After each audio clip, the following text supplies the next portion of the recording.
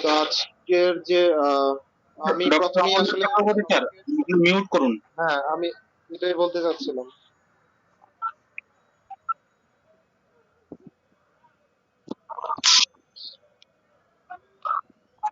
Amarnath Chakraborty sir, একটু মাইক্রোফোনটা যদি একটু অফ করতেন স্যার।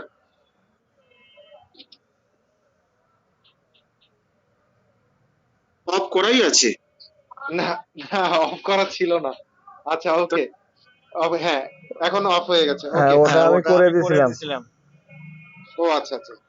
ওকে, ঠিক আছে। তাহলে আমি আজকের প্রোগ্রামটি আমি ক্লাসটি শুরু করতে যাচ্ছি। বিসমিল্লাহির রহমানির রহিম। আসসালামু আলাইকুম।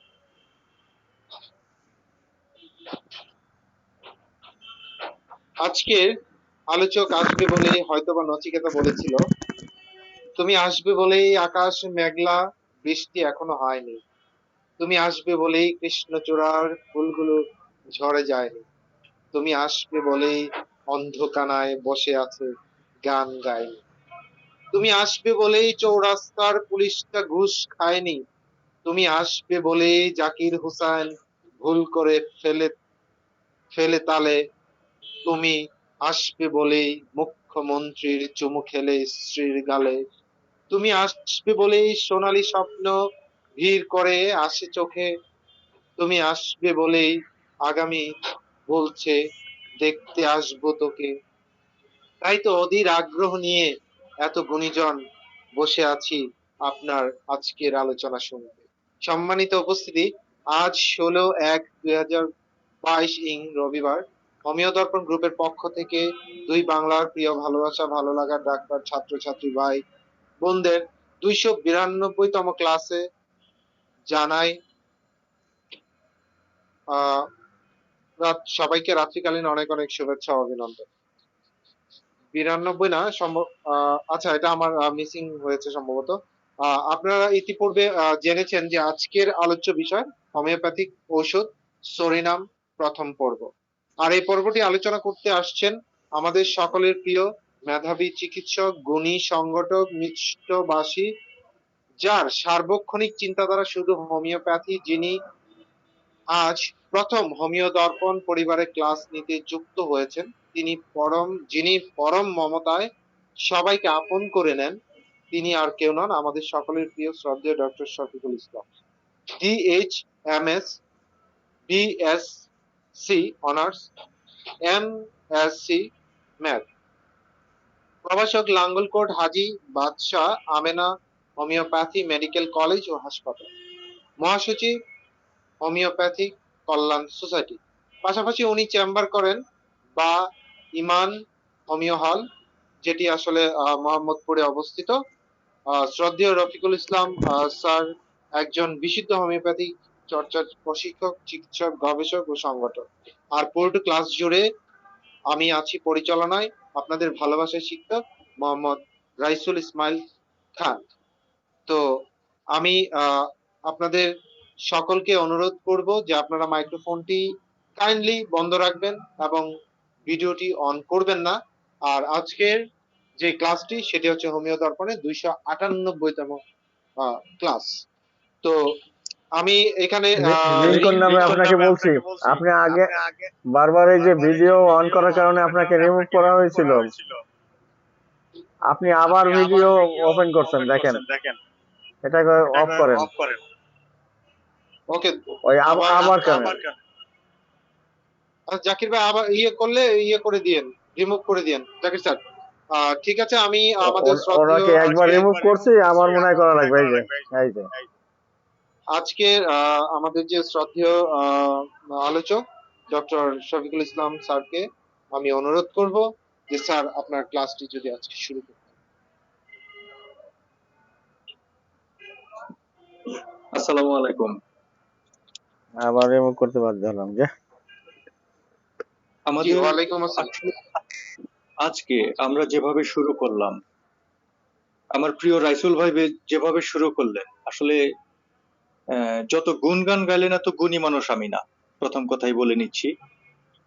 আমাদের আজকের হোমিও দর্পণ গ্রুপের সম্মানিত অ্যাডমিন মডারেটর যারা আছেন, এবং সম্মানিত পরামর্শক, আয়োজক, সঞ্চালক, তাদের সাথে এই গ্রুপের আকর্ষণীয় আলোচকগণ যারা রয়েছেন, যারা এই গ্রুপের প্রাণ, সম্মানিত শ্রোতা মণ্ডলী, সবাইকে সশ্রদ্ধ সালাম জানাচ্ছি এবং শুভেচ্ছা জানাচ্ছি। আজকের 298তম আয়োজনে আমি ডাক্তার শফিকুল ইসলাম আপনাদের সাথে একসাথে এই অনুষ্ঠান উপভোগ করার জন্য আসতে পেরে আমি নিজেকে ধন্য মনে করছি। আমি এইখানে যত বড় বড় ডাক্তারগণ রয়েছেন আমি দেখতে পাচ্ছি, বাবা আমি কারো মতো এত সুন্দরভাবে হোমিওপ্যাথি বুঝি না, আমি হোমিওপ্যাথির একজন ছাত্র মাত্র। এইখানে সব বড় বড় ডাক্তারদের সামনে আলোচনা করার মতো কোনো যোগ্যতা আমার নাই। তারপরেও ডাক্তার সাগর দাদা যেভাবে ধরলেন, রাইসুল ভাই যেভাবে কথা বললেন, আমাদের শ্রদ্ধেয় আশরাফ স্যার যেভাবে আমাকে অনুপ্রেরণা জুগিয়েছেন, ডাক্তার তপন বারোই আমাকে যেভাবে ভালোবেসেছেন, আপনাদের সবার সাথে সবার ভালোবাসা পেয়ে আমি আজকে এখানে এসেছি। আমার যে সরিনাম নিয়ে কিছু কথা আমি জানতে পেরেছি আপনাদের কাছ থেকে শুনে, আমি মহাপণ্ডিতদের বইগুলো পড়ে যেভাবে আমি সরিনামকে কিছুটা চিনতে পেরেছি সেটা শেয়ার করব। আর এর মাঝখানে আমার যদি কোনো ভুল থাকে, কোনো অপূর্ণতা থাকে, সেটা সংশোধন করে দিয়ে, পূরণ করে দিয়ে আমাকে সহযোগিতা করবেন বলে আমি আশা করছি। আমি আসলে সরিনাম এখানে আলোচনা করার জন্য নয়, আমি সবার সাথে শেয়ার করার জন্য কথাগুলো বলছি। আশা করছি সরিনামটা কিছুটা হলেও আমাদেরকে হেল্প করবে।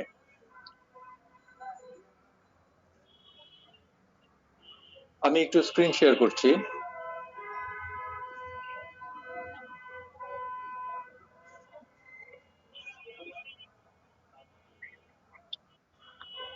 সরিনাম হচ্ছে একটি নসুদ মেডিসিন, আমরা জানি।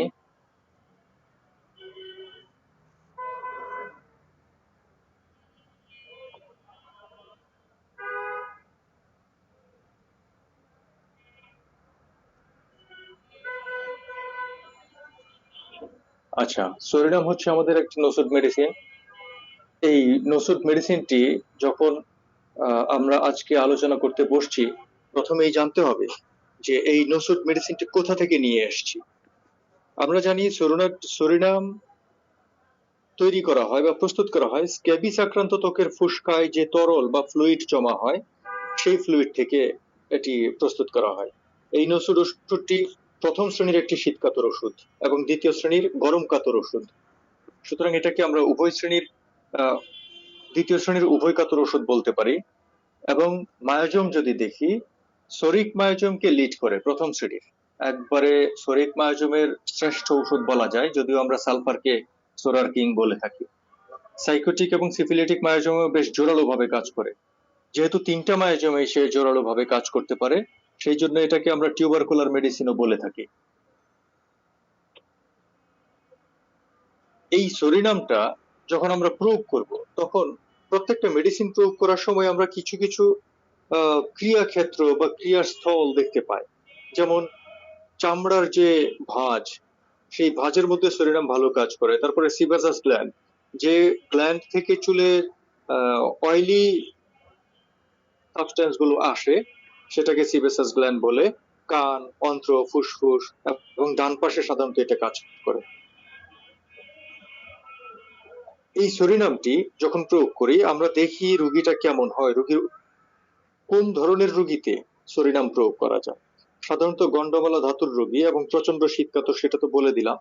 যেহেতু প্রথম শ্রেণীর শীতকাতর, কোন ধরনের ঠান্ডা তার সহ্য হয় না। এমনকি আমাদের ম্যাট্রোমেডিকা গুলোতে লেখা আছে যে গ্রীষ্মকালেও সে গরম পোশাক পরে থাকে। যে সময় মানুষের ফ্যান দরকার হয় সেই সময় সে ফ্যান অফ করে থাকে, এতটা করেই লেখা হয়ে থাকে। যদিও আমাদের এই অঞ্চলের, যেমন গরমকালে 35 ডিগ্রি 37 ডিগ্রি সেলসিয়াস চলে আসে, অতটা হয়তো হয় না, অতটা গরমে সে বসে থাকবে না, কিন্তু একটা মানুষ যেই পরিমাণ হলে একটু গরম বোধ করে, সেই পরিমাণে সরিনাম গরম বোধ করে না। অস্থির ছটফটে প্রকৃতির, সামান্য কারণে ভয় পায় বা চমকে ওঠে, তার শরীরে চুলকানি থাকে, এটা আমরা সরিনামের মধ্যে প্রায়ই দেখতে পাই যে চুলকাচ্ছে, তার গায়ের বিভিন্ন জায়গায় চুলকাচ্ছে এবং চুলকানোর জন্য রাত্রে ভালো ঘুম হয় না। এইরকম ক্ষেত্রগুলো যখন হয়, তখন সরিনামটা উপযোগী ক্ষেত্র বলে পরিগণিত হয়। ডক্টর ক্যান্ট বলেছেন, যাকে দেখতে বিশ্রী, যার গন্ধ বিশ্রী, তার জন্য সরিনাম। সুতরাং এই সরিনামের মূল কথাগুলো যদি আমরা মোটা দাগে একবার শুনে নিই, মূল কথাটা কি? সরিক মেডিসিন, শীতকাতর মেডিসিন, উদ্বেগ, আতঙ্ক, দুঃখবোধ, নিরাশা, ভয়, আত্মহত্যার চিন্তা, এগুলো হচ্ছে তার মানসিক লক্ষণের মধ্যে বড় অংশ জুড়ে রয়েছে। উদ্বেগ, আতঙ্ক, দুঃখবোধ, নিরাশা, ভয়, আত্মহত্যার চিন্তা। এরপরে আমরা সার্বদৈহিক ভাবে যদি যাই, দেখি প্রবল ক্ষুধা থাকে এবং দুর্বলতা থাকে। রাক্ষসের মতো ক্ষুধা থাকে, প্রচুর ক্ষুধা, তার সাথে দুর্বলতা, প্রচুর ঘাম হয়, ঘামে স্রাবে এবং তার শরীরে দুর্গন্ধ হয়, প্রতিক্রিয়ার অভাব, বংশে চর্মরোগের ইতিহাস, তার নিজেরও চর্মরোগের ইতিহাস থাকে।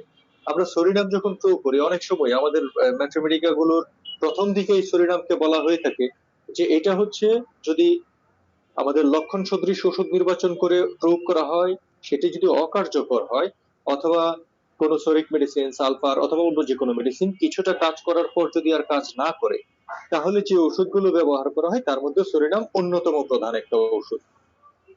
কারণ যখন সালফার পুরোপুরি কাজ করতে পারে না, তখন সরিনাম দিয়ে তাকে একটু সাহায্য করা যায়, তার গতিকে বাড়ানো যায়। অথবা সরিনাম যখন পুরোপুরি কাজ করতে পারে না, তখন দেখি সালফার দিয়েও তার গতিকে বাড়ানো যায়। যেমন মার্কসল, হিপার, এগুলো যেমন একটা আরেকটাকে সাহায্য করে, এরকম এরকম আমাদের বেশ কিছু ওষুধ রয়েছে। তো আমাদের এই সরিনাম নিয়ে যেহেতু একাধিক পর্ব হবে, সেই জন্য আজকে আমি মানসিক লক্ষণের অল্প কয়েকটা চিত্র ছোট্ট করে একটু আলোচনা করব বা শেয়ার করব।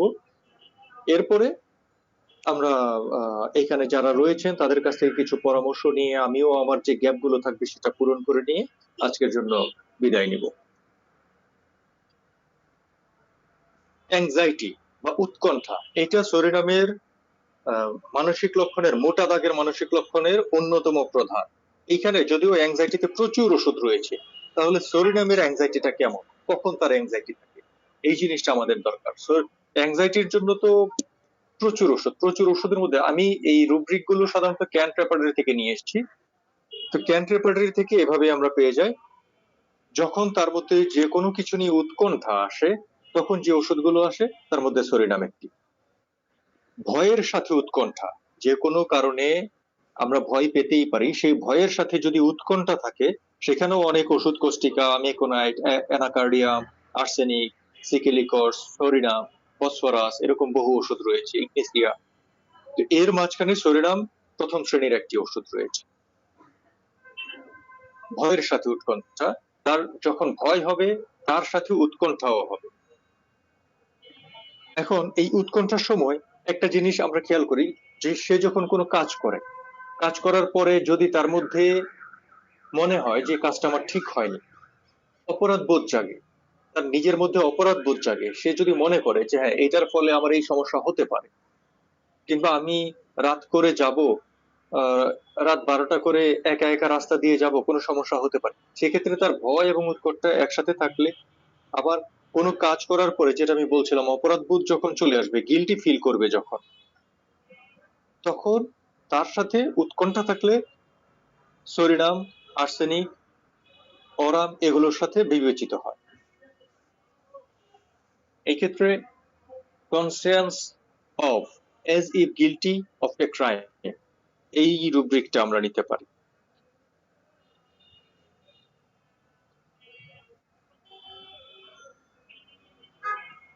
সে এই উৎকণ্ঠা এবং অপরাধ বোধ যেহেতু তার মধ্যে থাকে, সেই জন্য আমরা বলতে পারি যে তার মধ্যে নৈতিকতার প্রতি একটা অনুভূতি রয়েছে, যার কারণে সে অপরাধ বোধে গিল্টি ফিল করে বা উৎকণ্ঠিত হয়, না জানি আমি এই দোষটা করলাম, না জানি কি হয়। এই যে তার নৈতিকতার প্রতি একটা অনুভূতি রয়েছে, সেই নৈতিকতার প্রতি অনুভূতিটাকে আমরা পাচ্ছি সেনসিটিভ মোরাল ইমপ্রেশনস টু। কারণ কি, সে যখন একটা কাজ করবে, কাজ করে যদি ভুল হয়, ভুল বুঝতে পারাটা আমাদের নীতিবোধের মধ্যে পড়ে, এবং এই নীতিবোধের মধ্যে যখন তার পড়ছে, এখানে অল্প কয়েকটা মেডিসিন, ডিজিটাল সিগনেসিয়া, সরিনাম ইত্যাদি,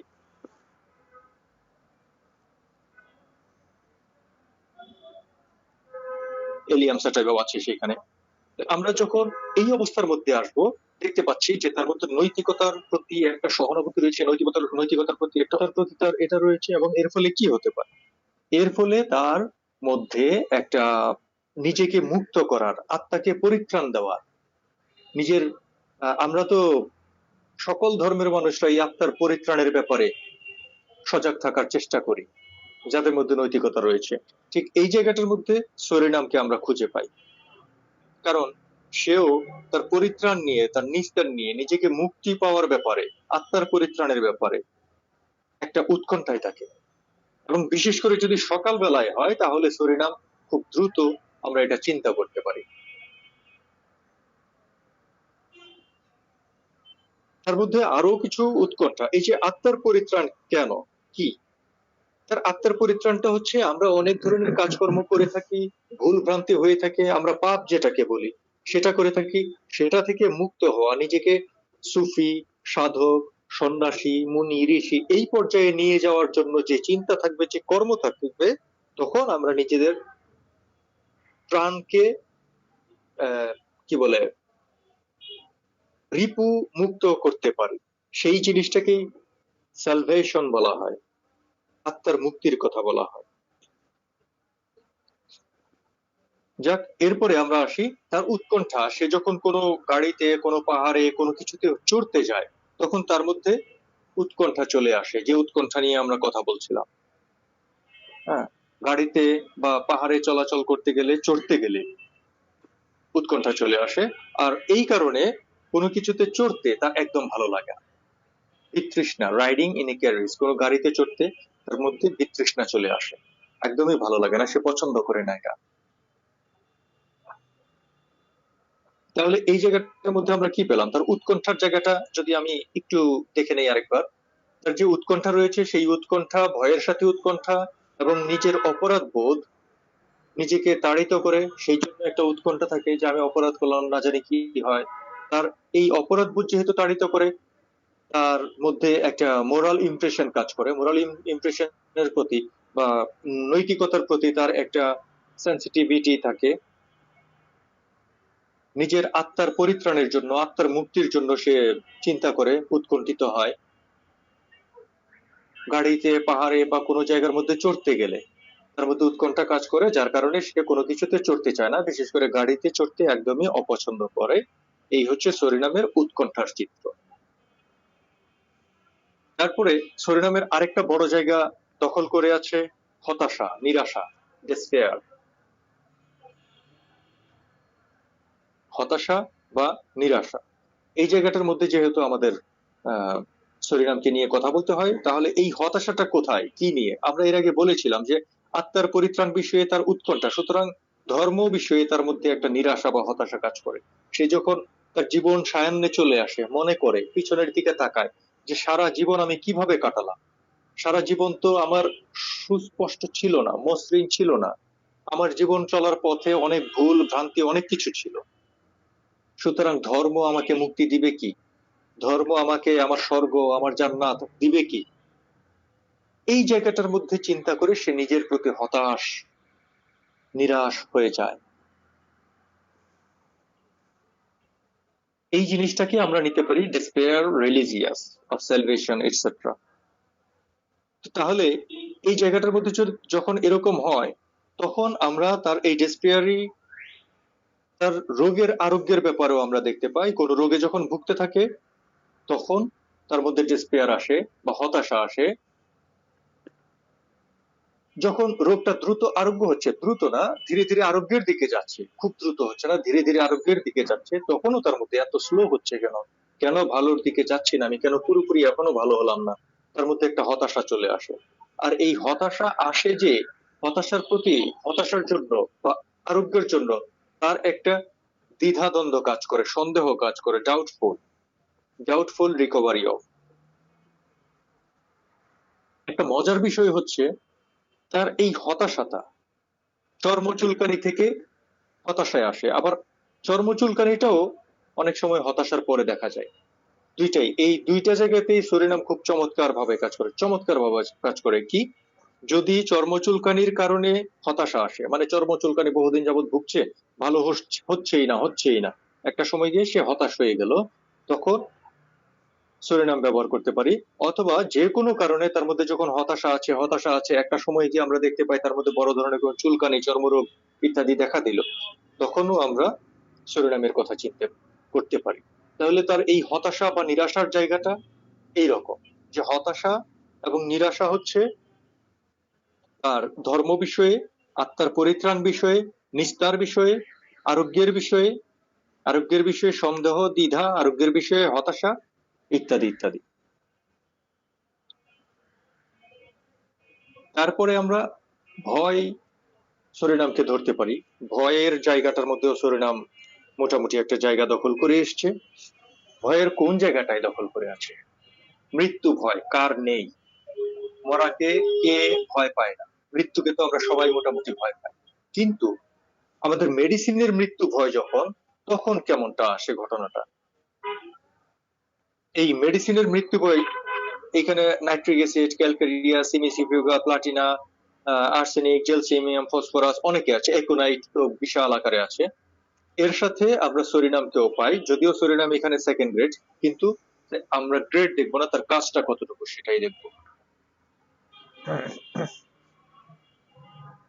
মৃত্যু ভয়ের সাথে তার মধ্যে খারাপ কিছু হওয়ার, অশুভ কিছু হওয়ার, মন্দ কিছু হওয়ার ভয়।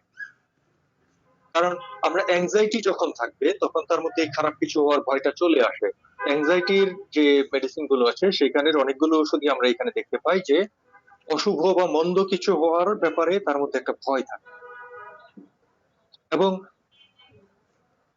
ভবিষ্যৎ ভাগ্যটা ভালো না, আমার ভাগ্য খারাপ, ভবিষ্যৎ ভাগ্যটা খারাপ, দুর্ভাগ্য যেটাকে আমরা বলি, দুর্বিপাক যেটাকে বলি, সেই দুর্বিপাকের ভয়, দুর্ভাগ্যের ভয় তার মধ্যে চরম আকারে দেখা যায়। সরিনাম এবং চিনিনাম সালফ দুইটা প্রথম শ্রেণীর ওষুধ, তার পাশাপাশি বেশ কিছু দ্বিতীয় শ্রেণীর ওষুধ রয়েছে, আমরা ক্যান পেপার রেখে দেখতে পাই। তো তার মধ্যে যখন এই ভয়গুলো আসে, তার সাথে যে কোনো কিছুতে তার কিছু হারাচ্ছে, তার দুর্ভাগ্যটা কেমন? আমরা যেহেতু সময় কম এবং কয়েকটা পার্ট হবে, একটা পার্টে আমরা সবকিছু আলোচনা করবো না, আজকে মানসিক লক্ষণের কিছু জিনিস শুধু আলোচনা করে নিচ্ছি, এরপরে একটা একটা করে ব্যাখ্যা করে যাব পরে। তো এই যে তার ভবিষ্যৎ নিয়ে চিন্তা হচ্ছে, দুর্বিপাক বা দুর্ভাগ্য নিয়ে চিন্তা হচ্ছে, ভয় পাচ্ছে, না জানি অশুভ কিছু হয় সেই ব্যাপারে সে ভয় পাচ্ছে, সে তার অস্তিত্ব হারাবে, কিংবা যেহেতু খারাপ কিছু হবে, খারাপ কিছু হলে সে তার সম্পত্তি হারাবে, অস্তিত্ব হারাবে, ক্ষমতা হারাবে, এই একটা ভয় চলে আসে, ফেয়ার অফ পভার্টি। এবং এত সব ভয়ের ভিড়ে সে তার কাজের বা ব্যবসার, পড়াশোনার, সে যা করে তাতেই ব্যর্থ হবার একটা চিন্তা থাকে। মনে হয় পরীক্ষা দিলে পারবো না, মনে হয় আমি যে ডাক্তারি করে মনে হয় সফল হতে পারবো না। আরে বাবা বলো না, হোমিওপ্যাথি এখন বেশ সফলতা রয়েছে। হ্যাঁ, এত সব সফলতা থাকুক, কিন্তু তার মধ্যে একটা ভয়। কারণ ফেয়ার অফ পভার্টি তার মধ্যে আছে, ফেয়ার অফ বিজনেস তার মধ্যে রয়েছে, ফেইলিউর অফ বিজনেস তার মধ্যে রয়েছে, এবং তার মধ্যে সব ধরনের বিপর্যয়ের ভয়, ফিয়ার অফ ডিজাস্টার। এই যে অবস্থাটা, এই অবস্থায় আমরা তার সবটাই ভবিষ্যৎকে কেন্দ্র করে দেখতে পাচ্ছি। ভবিষ্যতে সে ধ্বংস হয়ে যাবে, মৃত্যুবরণ করবে, বা মরাকে ভয় পাবে, ধ্বংসকে ভয় পাচ্ছে। এই ধ্বংসকে ভয় পাওয়া কিংবা আস্তে আস্তে ক্ষয় হয়ে যাওয়া, নিজের অস্তিত্ব হারানো, নিজের ক্ষমতা হারানো, নিজের দুর্ভাগ্য চলে আসা, না জানে কি হয়, অশুভ কিছু হওয়া, তার কাজ কর্ম সঠিকভাবে সম্পাদন করতে না পারার একটা ভয়, আহ, এবং তার বিপর্যয়, এই সবকিছুর ভয়ের সাথে সরিনামকে আমরা বড় আকারে চিনতে পারি। আরেকটা জিনিস হচ্ছে সে গাড়িতে চড়তে পারে না, গাড়িতে চড়তে ভয় করে। আসলে আমরা ক্যারিয়েজ এবং কারের মধ্যে, ক্যারিয়েজটা তো সাধারণত ওরকম কিছুতেই বোঝায় কোনো কিছু চড়া, শুধুমাত্র রাইডিং হলে এক কথা। তো রাইডিং হয় ইন এ ক্যারিয়ার, যখন কোনো গাড়িতে চড়ে, যখন কোনো কিছুতে চড়ে বা কোনো কাজ করতে যায় ভ্রমণে, তখন তার মধ্যে একটা ভয় চলে আসে। সুতরাং এই ভয়ের পিকচারটা আসলে আমরা সরিনামটা অনেকটা এগিয়ে দিবে আমাদেরকে। তারপর এই সব কিছুর পরে তার মধ্যে কিছু জিনিস পাই আমরা, সেটা কি? দাম্ভিকতা, অশিষ্ট আচরণ, উদ্ধত আচরণ। নিজেকে দমন করে রাখতে পারে না, কার সাথে কেমন শিষ্ট আলোচনা করতে হবে, আচরণ করতে হবে, কাকে কতটুকু ভালোবাসতে হবে, এই জিনিসটা থাকে না। নিজের মধ্যে একটা দম্ভ, অহংকার, অশিষ্ট ভাব চলে আসে। এবং এর ফলে যখন তার ঘুম ভাঙে বা ঘুম ভাঙানো হয়, তখন সে খিটখিটে হয়ে যায়।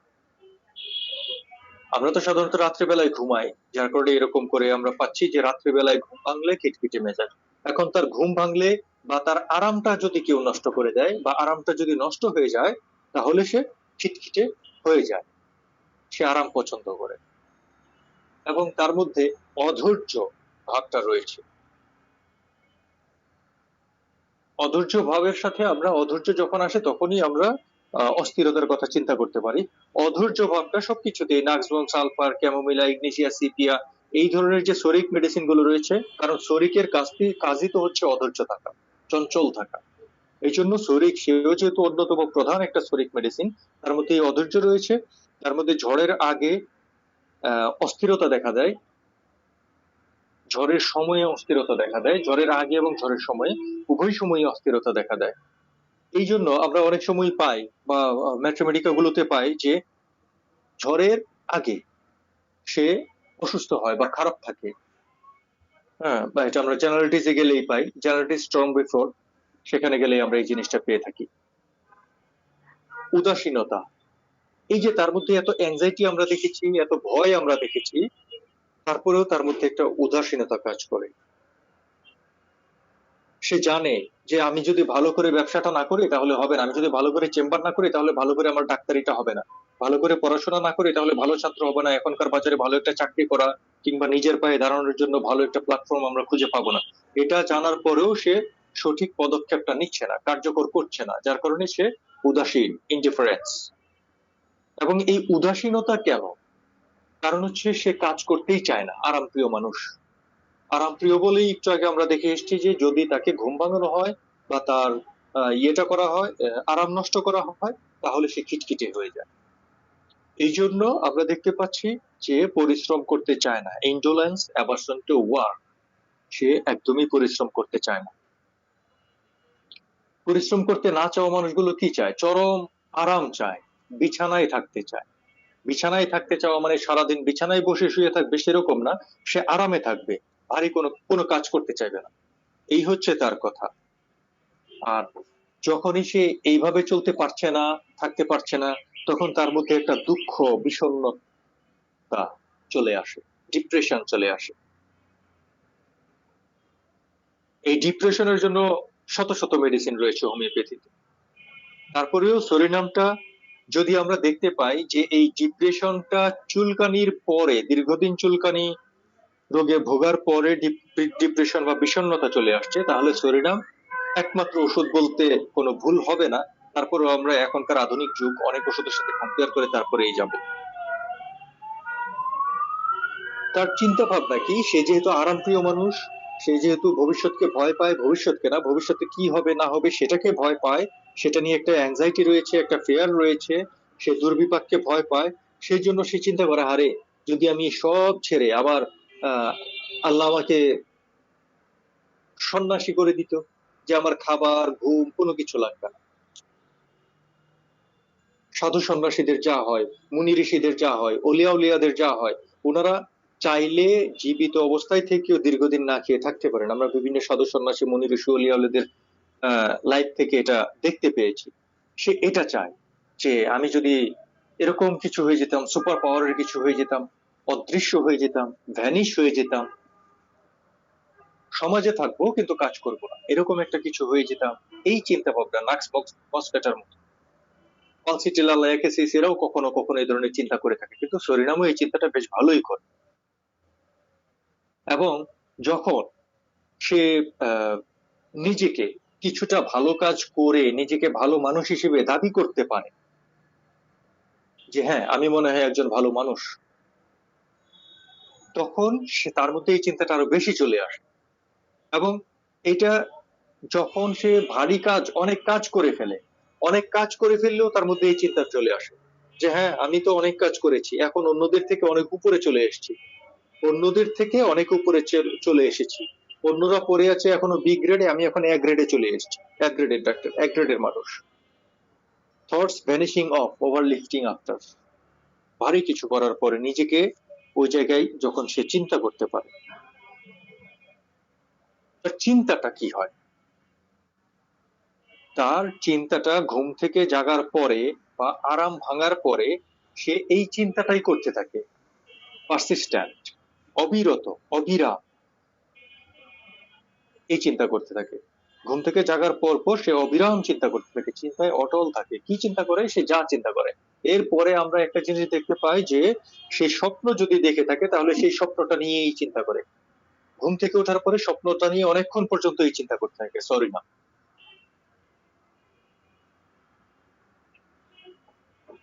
শরীরামের একটা বড় জিনিস হচ্ছে সে তার মধ্যে হতাশা, ভয় এসবের কারণে একটা ফরসিং এর ফিলিং চলে আসে, একাকিত্ব বোধ চলে আসে, আমাকে কেউ ভালোবাসে না এটা চলে আসে, আমি তোমাদের থেকে আলাদা হয়ে গেছি, আমি কাজ করি না বলে তোমরা আমাকে ত্যাগ করতে চাও। এই একটা ত্যাগের অনুভূতি চলে আসে যে মনে হয় আমাকে ত্যাগ করা হয়েছে, মনে হয় আমাকে সবাই আলাদা করে দেখছে, মনে হয় আমি সবার থেকে আলাদা, আমাকে কেউ ভালো কাজে ডাকছে না, আমাকে কেউ ভালোবাসছে না। এই চিন্তাটা শরীরামের মধ্যে যখন চলে আসে তখন সে কি করে? মৃত্যু বিষয়ে চিন্তা করতে থাকে।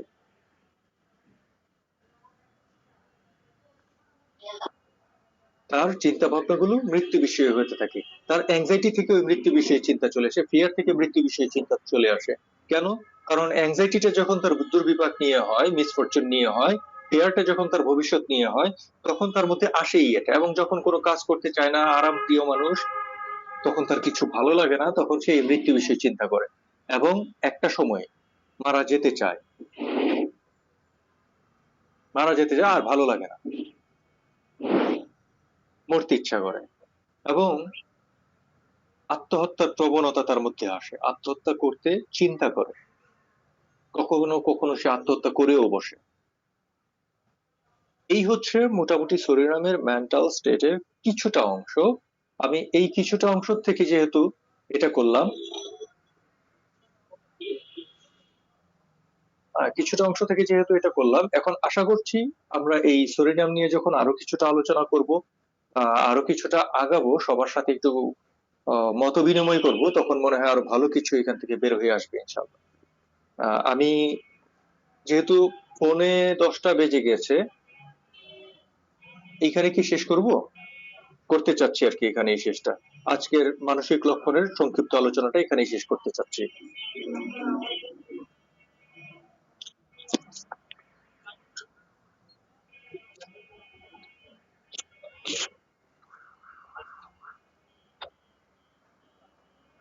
জি স্যার, হ্যালো। আপনাকে অসংখ্য ধন্যবাদ স্যার।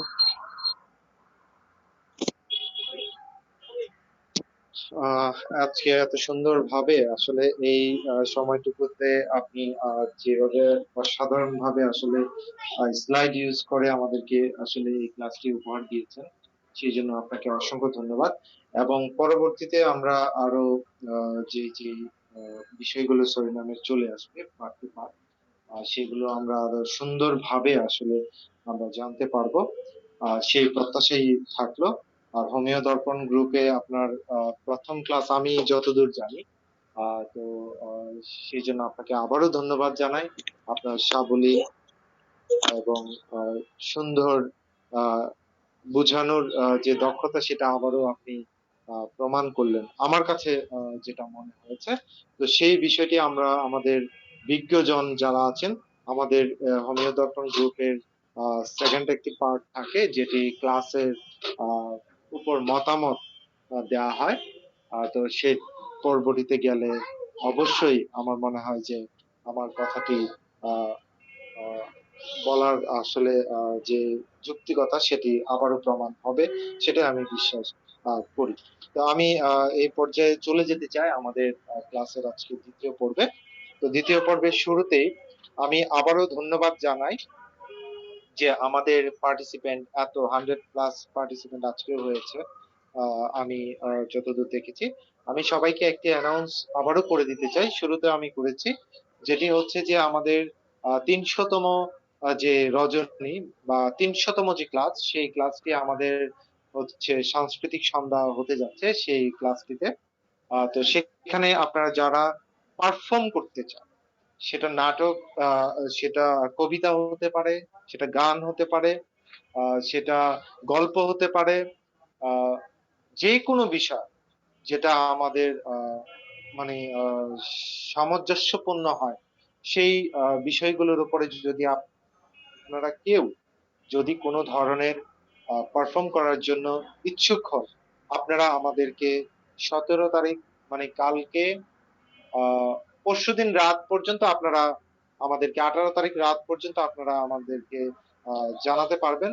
তবে সেটা জানানোটার যে সিস্টেমটা আমরা করেছি সেটা হচ্ছে যে আমাদের এই জায়গাতে এখন যে গুগল মিট চলছে, সেখানে মেসেজ করে আপনারা আমাদেরকে আপনারা কোন বিষয়ে পারফর্ম করবেন সেই বিষয়টি জানাতে পারেন এবং আপনার নামটি।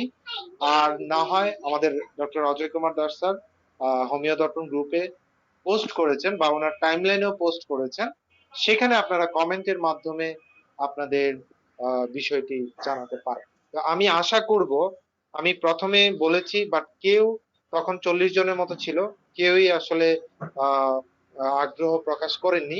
আমি চাইবো যে আপনারা আগ্রহ প্রকাশ করবেন, কারণ হোমিও দর্পণ সবাইকে নিয়ে আসলে একটা কিছু করতে চায়।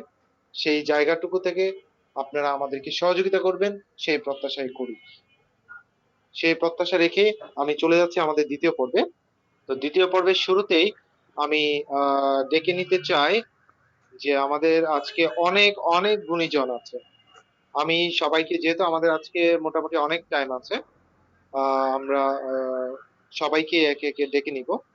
তো আমি সর্বপ্রথমেই আমি ডেকে নিতে চাই যে আমাদের শ্রদ্ধেয় ডক্টর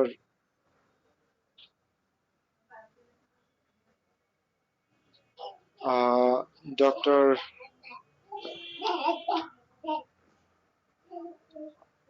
মানিকলাল স্যারকে আমি একটু অনুরোধ করবো যে স্যার যদি ক্লাস সম্পর্কে আজকে একটু কিছু বলতেন বা আপনার মত। নমস্কার স্যার, সকলকে আন্তরিক কৃতজ্ঞতা এবং যথাযোগ্য সম্মান জানাই এবং শুভরাত্রি জানাই।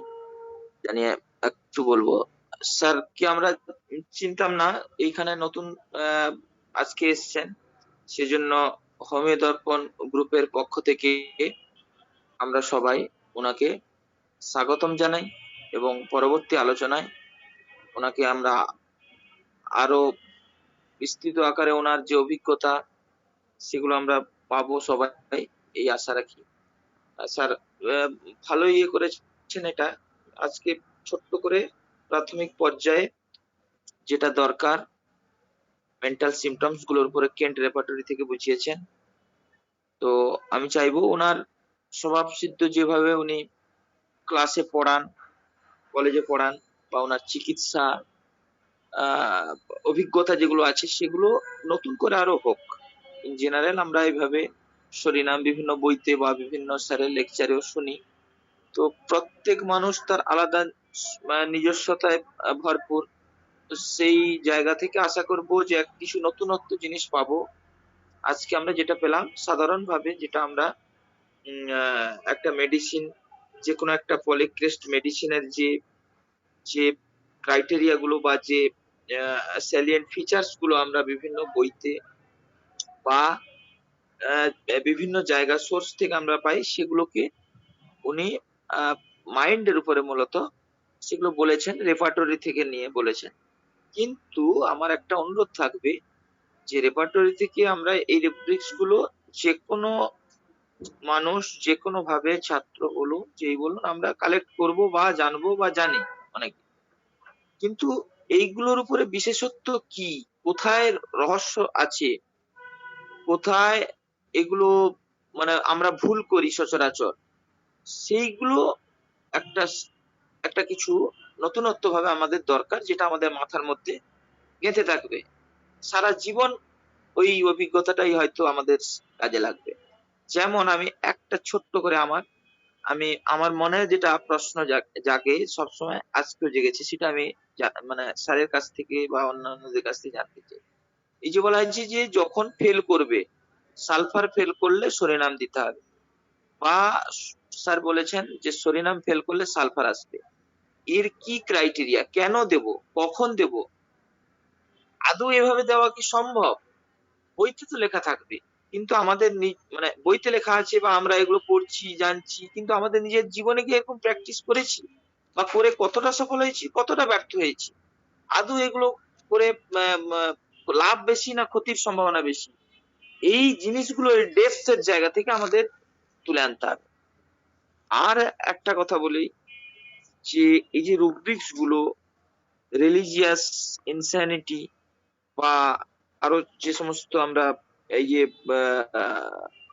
অ্যাংজাইটি বা অন্যান্য জিনিসগুলো, হোপলেসনেস, এইগুলো এগুলো অনেক সময় আমরা রুব্রিক গুলোকে অনেক মেডিসিনে পাবো, কিন্তু কিভাবে ডিফারেন্সিয়েট করব, বা আদৌ স্লাইট ডিফারেন্স কোথায় আছে হোপলেসনেস এর, এই হোপলেসনেস এর সঙ্গে অরামের হোপলেসনেস বা অন্যান্য মেডিসিনের যে ব্যাপারগুলো আছে, ডিপ্রেশন, এইগুলো যতক্ষণ না আমরা চিনতে পারছি, মেডিসিন পড়ে বা এই রুব্রিক নিয়েও কোনো কাজ হবে না খুব একটা। কারণ ওই পার্থক্যগুলো যদি না বুঝতে পারি, বা ওই রুব্রিক্স এর যে সঠিক চেনার বিষয়টা, সেগুলো রিয়েলাইজেশন ধীরে ধীরে আমাদের করতে হবে। না হলে আমরা তো অ্যালেন কিনোর থেকে শুরু করে সমস্ত বই দিনের পর দিন পড়াশোনা করি অনেকেই, কিন্তু কার্যক্ষেত্রে আমাদের প্র্যাকটিক্যাল লাইফে সেগুলো ব্যবহারের ক্ষেত্রে আমরা কতটা সফল হই, সেটাই বড় কথা। আমি কোনো জি স্যার। উদ্দেশ্য নিয়ে কাউকে বলছি না, এটা আমার ধারণা, এবং এটা যাতে আমরা এর হাত থেকে উত্তরণের জায়গায় যাই, সেই জন্য আমাদের, যেহেতু হোমিও দর্পণের কাছ থেকে অনেক আশা করি আমরা, একটা স্ট্যান্ডার্ড একটা প্ল্যাটফর্ম, সেখানে আমাদের প্রতিটা মুহূর্ত, প্রতিটা সময় যেন গভীর থেকে গভীরতর যায়, একঘেয়েমি যেন আমরা না হই। সকলের কাছে আমার অনুরোধ, এটা ভালো লাগবে, ভালো হবে, এই আশা জি রেখে স্যার। শেষ করছি। জি, অসংখ্য ধন্যবাদ স্যার আপনাকে। আমি চলে যেতে চাই ডক্টর রঘুনাথ স্যারের কাছে। স্যার আমাকে শুনতে পাচ্ছেন? আচ্ছা স্যার, আমি এক ফাঁকে এই ফাঁকে রঘুনাথ স্যার আসতে আসতে আমি যদি 1 মিনিট একটু কথা বলি স্যার। জি স্যার। জি, যেহেতু আমি শুরুতেই বলেছি, যেহেতু সরিনাম নিয়ে কয়েকটা পর্ব হওয়ার চিন্তা ভাবনা রয়েছে, যারাই করুক, সেক্ষেত্রে প্রথমে আমাদের চিনতে হবে মোটা দাগের লক্ষণটা। মোটা দাগের লক্ষণটা জেনে তারপরে যদি আমি পার্থক্য করতে চাই, তাহলে মনে হয় ভালো হয়। এই জন্য আসলে করা হয়নি। না হলে শুধু একটা লক্ষণ দিয়ে এখানে যে 5টা 10টা 20টা মেডিসিন থাকবে, সবার সাথে পার্থক্য করা সম্ভব হবে, তাতে করে মেডিসিনের প্রাথমিক আলোচনাটা একঘেয়েমি হয়ে যাবে। সেই জন্য ধারাবাহিকতা রাখার জন্য প্রথমে সরিনামের পরিচয়, সরিনামের মানসিক পরিচয়, এরপরে একদিন হয়তো সরিনামের সার্বদৈহিক আঙ্গিক পরিচয়গুলো, তারপরে হয়তো সরিনামের সাথে তার মানসিক লক্ষণ, কোথায় পার্থক্য, কেমন পার্থক্য, কেন পার্থক্য, সরিনামের সাথে তার মানসিক জায়গায় এই জায়গায় মিল থাকলেও আঙ্গিকগত ভাবে এখানে কেন পার্থক্য হলো, সার্বদৈহিক ভাবে এই জায়গায় মিল থাকলেও কেন ওই জায়গার মধ্যে গিয়ে পার্থক্য হলো। এই জিনিসগুলো আমরা ধীরে ধীরে যখন করে নিব, মনে হয় এটা বেশি ফলপ্রসূ হয়, এবং আমরা এভাবেই মনে হয় শিখে থাকি স্যারদের কাছ থেকে। আমরা রঘুনাথ স্যারের জন্য অপেক্ষা করছিলাম। জি, অসংখ্য ধন্যবাদ স্যার। আপনি যে মতামত দিয়েছেন, আমার কাছেও মনে হয় যে আসলে এইভাবেই আসলে আমরা যদি এগিয়ে যাই, তাহলে অন্তত জুনিয়র লেভেল থেকে আসলে সিনিয়র লেভেল তো আসলে আলহামদুলিল্লাহ অনেক ভালো আসলে জানেন সবাই। বাট এখানে যেহেতু সবার জন্যই আসলে মূলত হোমিও দর্পণ, জুনিয়র থেকে একদম সিনিয়র পর্যন্ত, আমার মনে হয় যে এভাবে পার্ট টু পার্ট করে আসলে নিজের মতো করেই আসলে মনে হয় যদি কোনো আলোচক যদি আসলে প্রেজেন্টেশনটা করে, আমার মনে হয় যে এটাতেই আসলে আমার মনে হয় যে খুব ভালো একটা ফলপ্রসূ একটা রেজাল্ট আসবে। বিকজ হচ্ছে আসলে আমার মেধায় আসলে কতটুকু আছে সেটা আমি জানি, বাট অন্যরা আসলে কিন্তু সেটা জানে না। তো আসলে এই ব্যাপারটা আসলে আমরা আলোচকের কাছে আমরা ছেড়ে দিই। তবে তারপরও যেহেতু আমাদের মতামত আছে, কোনো আলোচককেই আমরা ইন্ডিকেট করি না বা কোনো পার্টিসিপেন্ট কে ইন্ডিকেট করি না, আমরা জাস্ট একটা পরিবারের মতো, সেই পরিবারেই আসলে আমরা পরিবারে ডিসকাস করি যাতে করে আমরা আসলে ভালো একটা কিছু পাই। তো আমার সকলের কাছে আহ্বান থাকবে, আলোচক থেকে ধরে একদম পার্টিসিপেন্ট যারা আছেন, আমরা সবাই আসলে এখানে ডিসকাস করব এবং যেটা সুন্দর হয় সেইভাবে আসলে আমরা এগিয়ে যাব। তো যাই হোক, ধন্যবাদ সবাইকে। আমি রঘুনাথ স্যারের কাছে যেতে চাই। রঘুনাথ স্যার কি আছেন? রাইসুল, আমি একটু দুটো কথা বলতে চাই। জি স্যার।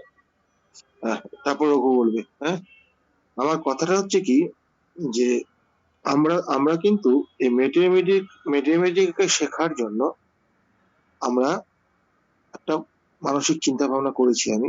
সেটা হচ্ছে কি, যে এই বিভিন্ন পলিটেস্ট ড্রাগ গুলো, একজন ভালো হোমিওপ্যাথি ডাক্তার হতে গেলে পরে ছোট ছোট 100টা ড্রাগ জানার থেকে একটা পলিটেস্ট ড্রাগ জানা অনেক ভালো। এবং সেই পলিটেস্ট একটা অ্যাকিউট বা ক্রনিক যে কোনো জায়গায় যদি ব্যবহার করার মতো যদি ক্ষমতা থাকে, তাহলে কিন্তু আমরা দক্ষ চিকিৎসক হব। সেই কারণে যে পলিটেস্ট ড্রাগ গুলো মানে আর কি খুব গুরুত্বপূর্ণ, বেশি কাজে লাগে, সেইগুলি আলোচনা করা হচ্ছে বিভিন্ন শিক্ষকের মাধ্যমে। বিভিন্ন শিক্ষক, আমি যে হরিনাম যে আলোচনা এর আগে হয়নি, এর আগে তো আমাদের আশরাফুল স্যার করেছে। হ্যাঁ, তারপরে ব্যাপার হচ্ছে যে আমরা কিন্তু এইরকম একটা প্রোগ্রাম নিয়েছি, ঘুরিয়ে ফিরিয়ে আমরা বিভিন্ন পলিকেস ড্রাগ গুলো আলোচনা করব। আজকে মানিক মন্ডল যেটা বলছেন, তো তার ইচ্ছের কথা, অবশ্যই এই ইচ্ছা এক একজনের ইচ্ছা একরকম হতে পারে, কিন্তু কথা হচ্ছে আমরা কিন্তু সবার কাছে সবকিছু পাবো না। আর ব্যাপার হচ্ছে প্রত্যেকের নিজস্ব স্বতন্ত্রতা আছে, সেই স্বতন্ত্রতা অনুসারে তিনি ওষুধগুলোকে চিনেছেন, তিনি তার মতন করে বলেছেন। ফলে তিনি যেভাবে বলতে চাইছেন, ঠিক সেইটার উপরে যদি প্রশ্ন করা হয়, তাহলে কিন্তু তার পক্ষে সুবিধা হয়। কারণ স্বতন্ত্রতা তো প্রত্যেকের নিজস্বতা আছে। তো ফলে ব্যাপার হচ্ছে প্রশ্নের সময় আমাদের জানার ক্ষেত্রে তাকে প্রশ্ন করতে হবে তার বক্তব্যের উপর ভিত্তি করে। এইটা যদি আমরা করতে পারি, তাহলে কিন্তু যিনি বক্তা তিনিও সাবলীল ভাবে অনেক কিছু বলতে পারবেন, তার কাছে আমরা অনেক কিছু শিখতে পারবো। এবং এই পলিকেস ড্রাগ গুলো কিন্তু একদিনে শেখা যায়, এটা কিন্তু বারে বারে শুনতে শুনতে শুনতে শিখতে পারবো। অন্তত আমাকে আরো বছর খানেক আমাকে সময় দিন। আমি এখানে যেসব স্যারেরা এখানে বলছেন, আমি যাদের বক্তব্য মনে করছি যে আমাদের সমৃদ্ধ করবে, তাদের প্রত্যেককে আমি ডেকে আনবো। আমি কারো প্রতি ব্যক্তিগত কোনো পার্সিয়ালিটি করি না, একমাত্রই আমার পার্সিয়ালিটি একটা দিকে আছে, সেটা হচ্ছে হোমিওপ্যাথির স্বার্থে। এই একটা দিকেই আমার পক্ষপাত আছে, আরো কোনো পক্ষপাত আমার নেই। তো ফলে ব্যাপার হচ্ছে যে একটু ধৈর্য ধরুন। হুম, ফলে স্যারকে প্রশ্ন করুন, তিনি যে বক্তব্যটা রেখেছেন সেই বক্তব্যের তার ভাষার সঙ্গে, তার বলার সঙ্গে সামঞ্জস্য রেখে তাকে প্রশ্নটা করুন, তাহলে সুবিধা হবে। আজকে ধরুন ব্যাপার হচ্ছে আমার ধরন একরকম, আমি যে মেট্রিক এখানে আলোচনা করি আমার ধরন একরকম, আমাদের যে শফিকুল স্যার পড়ালেন তার ধরন একরকম। এখন শফিকুলকে স্যারকে যদি মানে কি আমার মতো প্রশ্ন করায়, তাহলে শফিকুল স্যার অসুবিধায় পড়বেন। আর আমাকে যদি শফিকুল স্যারের মতন বলতে বলেন, আমি পারবো না, কারণ আমার ইন্ডিভিজুয়ালিটি আলাদা, ওর ইন্ডিভিজুয়ালিটি আলাদা। ফলে আমাদের প্রশ্ন করার ক্ষেত্রে কিন্তু আমাদের একটু ভাবনা চিন্তাগুলো একটু সচেতন ভাবে করতে হবে। এটা করলে আমার মনে হয় আমরা পলিকেস ড্রাগ গুলো আস্তে আস্তে শিখে ফেলবো। ধন্যবাদ। একটু সময় চেয়ে নিলাম, এর জন্য ক্ষমা চাইছি। না স্যার, ইটস ওকে স্যার, চমৎকার কথা বলেছেন স্যার। আমিও আসলে এই বিষয়টাই আসলে বুঝাতে চেয়েছিলাম। যেহেতু ছোট মানুষ, এই জন্য আসলে আমি এত ভালোভাবে বুঝাতে পারি না। আপনি এখানে ইন্টারফেয়ার করেছেন, সেই জন্য আপনাকে অসংখ্য ধন্যবাদ। যে আমিও আসলে এই বিষয়টাই আসলে বুঝাতে চাচ্ছিলাম। তো আপনাকে অসংখ্য ধন্যবাদ স্যার। আমি রঘুনাথ স্যারের কাছে আমি যেতে চাই। স্যার, আমাকে শুনতে পাচ্ছেন? সবাইকে ধন্যবাদ, নিঃসন্দেহে ভালো বলেছেন। কিন্তু হচ্ছে কি, একটা ড্রাগ যতক্ষণ না পর্যন্ত টোটালটা আমরা তার মুখ থেকে শুনতে পাচ্ছি, ততক্ষণ পর্যন্ত সমস্ত প্রশ্ন জানা, এটা আমাদের কাছে প্রশ্ন রাখা অনেক সময় সম্ভব হয় না। তবে আমি একটা জায়গায় বলি, মালিকার স্যার বললেন, আমিও কিন্তু এইখানটায় বলবো যে সালফারের পরে সরেনাম বা সরেনামের পরে সালফার বা এইরকম আমাদের স্টলওয়ার্ডসরা অনেক জায়গায় অনেকে লিখে গেছেন। কিন্তু আমার যেটা মনে হয়েছে সেটা আমি বলছি, যে একটা ওষুধ দেওয়ার পরে যদি সরিনামের মতো, ধরুন সালফার দিলাম, সরিনামের মতো যদি পিকচার দেয়, অন্তত কিছু সিমটমস দেয়, ভাইটাল কতগুলো সিমটমস দেয়, তখন কিন্তু আমরা সরিনাম ব্যবহার করব। এই ক্ষেত্রে একটু প্রসঙ্গের বাইরে গিয়ে বলি যে অনেক সময় অ্যান্টিডোটের ক্ষেত্রেও আমরা দেখি কতগুলো ওষুধকে আমরা বেছে নিই, বেলেডোনা, ক্যালকেরিয়া কার্প এইভাবে বেছে নিই। তার ঘটনা হচ্ছে কি, এবং আমরা বলি যে অমুক বইতে বলা আছে, হ্যাঁ বলা আছে, কিন্তু তারা ওইগুলো দেখেছিলেন, তারা ভুল বলেননি। যে একটা ওষুধে পরে বা সালফারের পরে সোডিয়াম আসে বা মেডোডিনাম দিতে হয়। তবে এই ক্ষেত্রে আমি বলবো, বা আপনারাও নিশ্চয়ই একমত হবেন, যে ওষুধের পিকচার পাবো সেই ওষুধই দেব।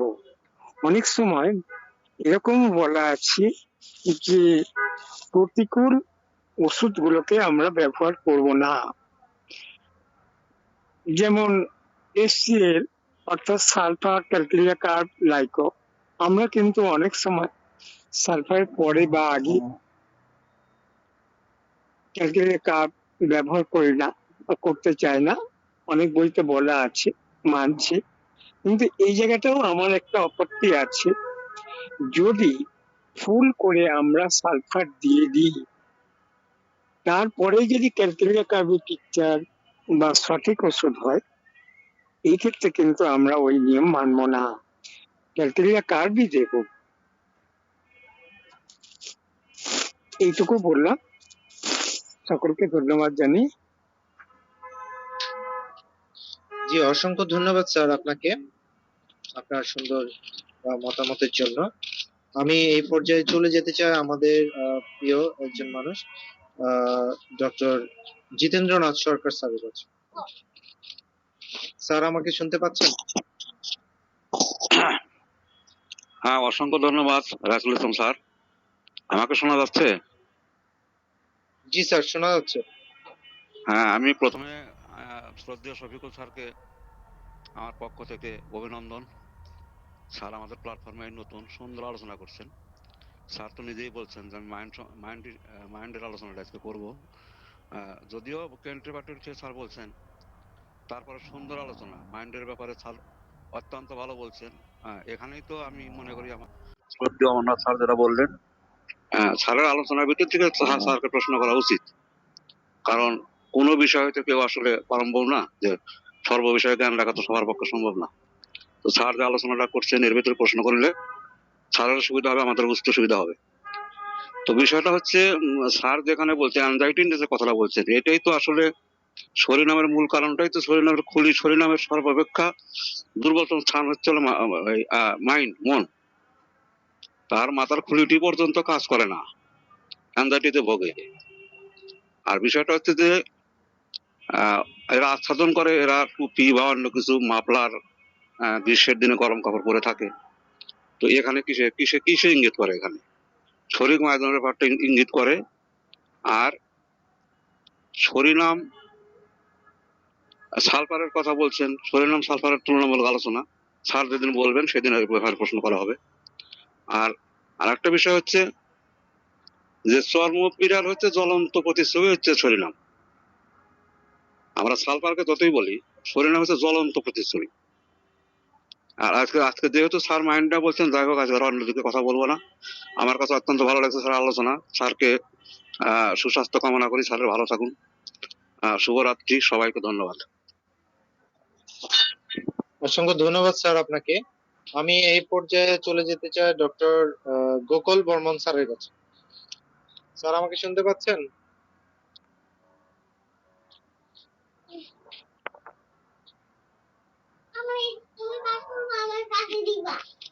Doctor Gokul Barman sir, sir আপনার মাইক্রোফোনটি আনমিউট করে কথা বলতে হবে। জি স্যার, বলুন।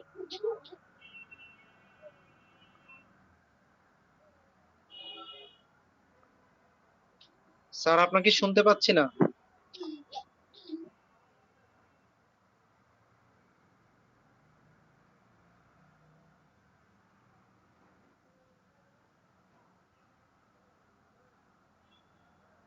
স্যার আপনাকে শোনা যাচ্ছে না, আপনার নেটওয়ার্ক ফ্রিকোয়েন্সিতে প্রবলেম হচ্ছে সম্ভবত।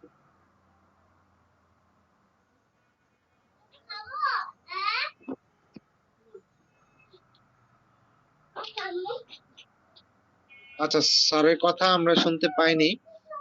আহ স্যার আপনার কথা আমরা কিছু শুনতে পাচ্ছি না। আমরা চলে যাচ্ছি ডক্টর গিরিধর স্যারের কাছে আমি যেতে চাই।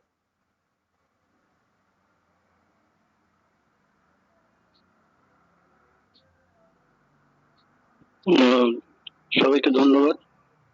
আর আমাদের নবাগত স্যার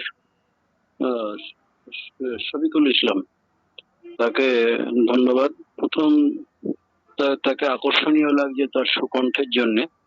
যেমন এই কথাটা আরেকজনকে বলেছিলাম যে আমাদের সম্ভবত যে অ্যানাটমি পড়ান, যে নামটা ভুলে যাচ্ছি, তো সুকণ্ঠের জন্য আপনাকে ধন্যবাদ জানাই। যেভাবে শুরু করেছেন ভালো লাগছে। তো এখনই কোনো প্রশ্নের উদ্রেক হয়নি বা সংযোজন করার মতো তেমন কিছু হয়নি। সংযোজন তখনই হবে যখন আরো বেশি এগিয়ে যাবে। আপনি এগোতে থাকুন। মনের ব্যাপারে যেটা, সেটা সব থেকে যেটা বেশি ম্যাথমেটিক্যাল মধ্যে লেখা আছে এবং এটা দেখাও যায়, সেটা হচ্ছে আমি বোধহয় সফল হব না। এটা আপনি বলেছেন, তো এইভাবে পরিষ্কার লেখা আছে আমি বোধহয় ব্যর্থ হব, কিন্তু সে ব্যর্থ হয় না। তবে একটা জায়গায় আমার একটু সন্দেহ আছে যে সে খুব অলস কিনা।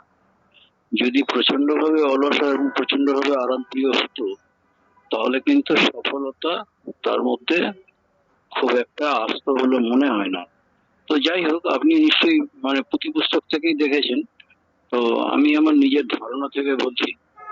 তো একটা হচ্ছে তিনি মানে এই যে সরিনাম, তিনি মানে সরিনাম, সরিনাম কিন্তু বেশ বুদ্ধিমান লোক এবং সে খুঁত করে এই কারণে যে সে মনে করে বোধহয় আমি সফল হব না, কিন্তু ঠিক হয়ে যায়। এই পর্যন্ত বলি স্যার, এগিয়ে যান, আরো অনেক ক্লাস হবে, শুনবো, ও আগ্রহ নিয়ে রইলাম। ধন্যবাদ, শুভরাত্রি। জি স্যার, আপনাকে অসংখ্য ধন্যবাদ স্যার। আমি এই পর্যায়ে চলে যেতে চাই ডক্টর পার্থপ্রদীপ স্যারের কাছে যেতে চাই। ডক্টর পার্থপ্রদীপ স্যার, আমাকে শুনতে পাচ্ছেন? ডক্টর রাইফুল ইসলাম খান, জি আমাদের স্যার। পার্থপ্রদীপ স্যারকে সবার শেষে দিবেন, অমরনাথ স্যারকে তার আগে দিবেন, সমস্যা নেই। আমাদের নীলকমল বর্মন স্যার আছেন। হ্যাঁ, আমি সকলের শেষে দেন, সকল ফিনিশিংটা পার্থপ্রদীপ স্যার ভালো দিতে পারবেন। দিবেন অমরনাথ চক্রবর্তী স্যার, আমাদের নীলকমল স্যার দেওয়ার পরে পার্থপ্রদীপ স্যারকে দেন, সমস্যা নেই। আমি কিছু বলবো না, আমি জাস্ট ওই জায়গাটা একটু বলে দিলাম, আমি আর কিছু বলবো না, শুনবো। হ্যাঁ, আমি আর কিছু বলবো না। তাহলে আমাদের সম্মানিত স্যার হামিম স্যার আছেন, আমাদের এস এম জাহাঙ্গীর স্যার আছেন, ইভেন আমাদের নীলকমল বর্মন স্যার আছেন। আচ্ছা, আমি বলছি। জি, একটা অনুরোধ করছি, এক ছেলেকে কিন্তু বলার জন্য অনুরোধ করছি, সে যাই বলুক, ভুল বলুক ঠিক বলুক, এতে তুলে আনতে হবে, বুঝলেন তো? একটু বাছাই করে যে কোনো একজনকে তুমি করো ওটা, এই ছেলেগুলো খুবই। ধন্যবাদ। ঠিক আছে, অসংখ্য ধন্যবাদ স্যার আপনাকে। গোকুল বর্মন স্যার, আপনি কিছু বলছেন সম্ভবত, কিন্তু আমি শুনতে পাচ্ছি না। অন্য কেউ কি কিছু শুনতে পাচ্ছেন? স্যারের মনে হয় নেটওয়ার্কের সমস্যা হচ্ছে। ডক্টর গোকুল বর্মন স্যার, আপনি বের হয়ে আবার জয়েন করুন, তাহলে হয়তো বা এই সমস্যাটার সমাধান হয়ে যাবে। আপনি নিউজ নিয়ে আবার জয়েন করুন, ডক্টর গোকুল বর্মন স্যার।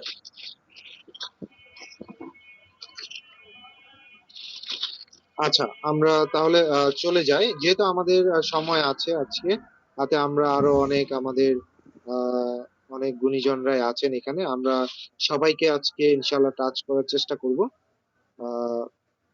আমি চলে যেতে চাই ডক্টর হামিমউদ্দিন স্যারের কাছে, আমি যেতে চাই। স্যার, আমাকে শুনতে পাচ্ছেন? আসসালামু আলাইকুম ওয়া রাহমাতুল্লাহ।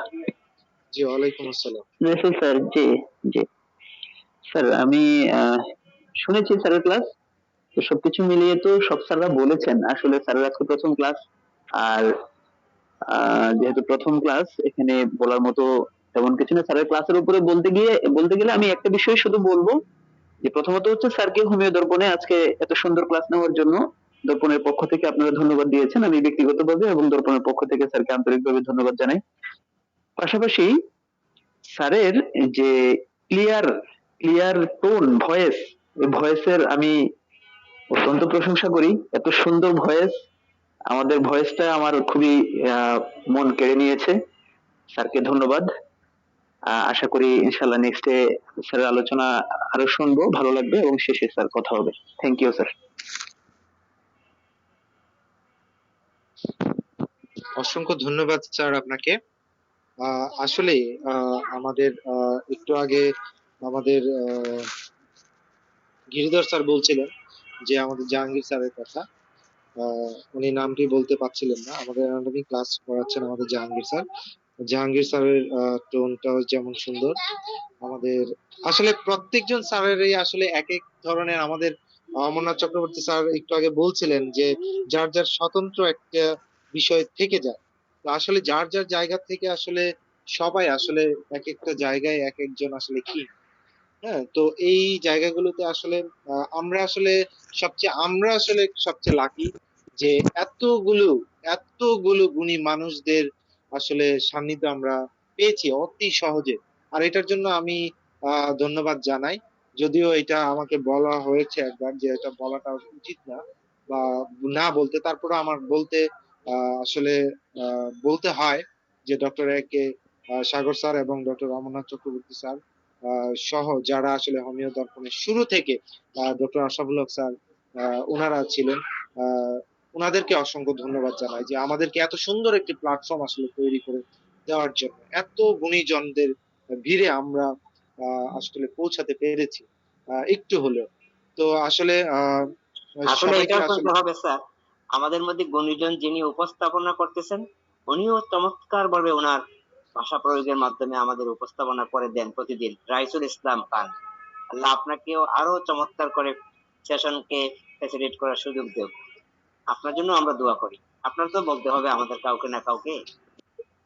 এই খান সাহেবের হোমিওপ্যাথির প্রতি প্রচন্ড আকর্ষণ এবং ভালোবাসা আছে, যার কারণে উনি এত কিছু করে সারাদিন চাকরি বাকরি করে এত ব্যস্ততার পরে ঘাম ঝরিয়ে এসে আমাদের সাথে সময় দেন। ধন্যবাদ এবং কৃতজ্ঞতা রাইসুল সাহেবের প্রতি। আসলেও is really very good facilitator. আমি অ্যাজ পার আই নো, এই সেশন যখন আসি তখন দেখি উনি যে আমাদের উপস্থাপক তো সবাই আছি আমরা, কিন্তু আপনার মতো এত চমৎকার সাজিয়ে গুছিয়ে ভাষা প্রয়োগ করে সবাইকে ধরে রাখার যে আপনার একটা চমৎকার উপস্থাপনা, এটা খুব কম মানুষেরই থাকে। আপনার এই গুণটা আমরা সবাই অর্জন করব। সবাই আলাদা আমরা জানি, আমরা সবাই স্বতন্ত্র অবশ্যই, কিন্তু তারপরেও আপনি সবার মধ্যে স্বতন্ত্র। জি, অসংখ্য ধন্যবাদ। আপনাদের ভালোবাসা, উদারতা এবং হচ্ছে আশীর্বাদেই আসলে আমি এগিয়ে যাচ্ছি। আমার জন্য দোয়া করবেন সবাই, যাতে করে আসলে সবসময় হোমিওপ্যাথির কল্যাণে যাতে নিজেকে আসলে বিলিয়ে দিতে পারি। সেই দোয়াটুকু আমি সবার কাছে চাই। তো যাই হোক, মজিদ স্যার এবং মজিদ স্যারকে অসংখ্য ধন্যবাদ। শফিক স্যারকে তো আসলে ধন্যবাদ দিয়ে আসলে ছোট করতে চাই না, কারণ খুব কাছের একজন মানুষ। তারপরেও ধন্যবাদ ফর্মালিটিস। তো যাই হোক, আমি চলে যেতে চাই। আমাদের আরেকজন শিক্ষক যিনি আমাদের রেপার্টরি ক্লাস নিয়ে থাকেন, ক্লান্ত পরিশ্রম করছেন, প্রায় 30 ছুঁই ক্লাস অলরেডি হয়ে যাচ্ছে। আমাদের ডক্টর মোহাম্মদ আব্দুল হালিম রিপন স্যারের কাছে আমি একটু যেতে চাই। আসসালামু আলাইকুম। হোমিও দর্পণের মধ্যে যারা আজকে আমাদের সাথে রইলেন সকলকে জানাচ্ছি আন্তরিক অভিনন্দন। আর আসলে আমার মানে দুর্ভাগ্য আমার পায়ে পায়ে হাঁটে, সেই জায়গা থেকে শফিক ভাইয়ের আলোচনার বিষয়টা আমি প্রথম থেকেই খুব কনসার্ন ছিলাম যে আজকে পুরোদমেই প্রথম থেকেই থাকবো, কিন্তু সুযোগ হয়ে উঠলো না। যাই হোক, তারপরে বলি শফিক ভাইয়ের সাথে তো আমার একটা ব্যক্তিগত একটা রিলেশন আছে। সেই জায়গা থেকে আমি শফিক ভাই সম্পর্কে আপনাদের একটু ইনফরমেশন দিই। সেটা হচ্ছে যে তিনি কিন্তু দর্শনের খুব ভালো জ্ঞান রাখেন। তো আমরা সেই জায়গাটাও চিন্তা করব যে সরিনামের ব্যাপারে তিনি সে দর্শনের দিকটাও তুলে ধরবেন, তার আলোচনায় আসবে, এটা আমি চাইবো এবং মন প্রাণ থেকেই চাইবো। তো আমার আসলে বলার কিছু নেই, যেহেতু আলোচনাটা চলমান। তো চলুক, আজকে তো মাইন্ডের উপরে হয়েছে, তারপরে দেখি সামনের দিকে, ইনশাল্লাহ আমরা অনেক কিছু শিখবো। আজকে তো আমার সেই সুযোগটা হলো না। তো ধন্যবাদ রাইসুল ইসমাইল ভাইকে যে এই সুযোগ করে দেওয়ার জন্য, আর সকল স্যারকে অসংখ্য ধন্যবাদ। সকল স্যারেরই এই কথা শুনছি। আসসালামু আলাইকুম। জি, অসংখ্য ধন্যবাদ রিপন স্যার আপনাকে। আর একটু ধন্যবাদ এই জন্য, মানে একটু মজার ছলে বলি যে আপনি আমার নামটা কারেক্ট বলেছেন। সবাই যদিও ইসলাম বলে, বাট আমি হচ্ছে ইসমাইল। তো সেই জন্য আপনাকে অসংখ্য ধন্যবাদ। যদিও এটা সবাই সবাই আসলে ঠিক আছে, ঠিক আছে স্যার। মানে এটা আমার ছোটবেলা থেকে এটা এরকম, সবাই ইসলাম ইসলাম, আসলে ইসলাম না ইসমাইল। তো যাই হোক, একটু মজা করলাম। আমি চলে যেতে চাই যে স্বপন বাড়ই স্যারের কাছে। স্যার আমাকে শুনতে পাচ্ছেন? স্বপন বাড়ে স্যার।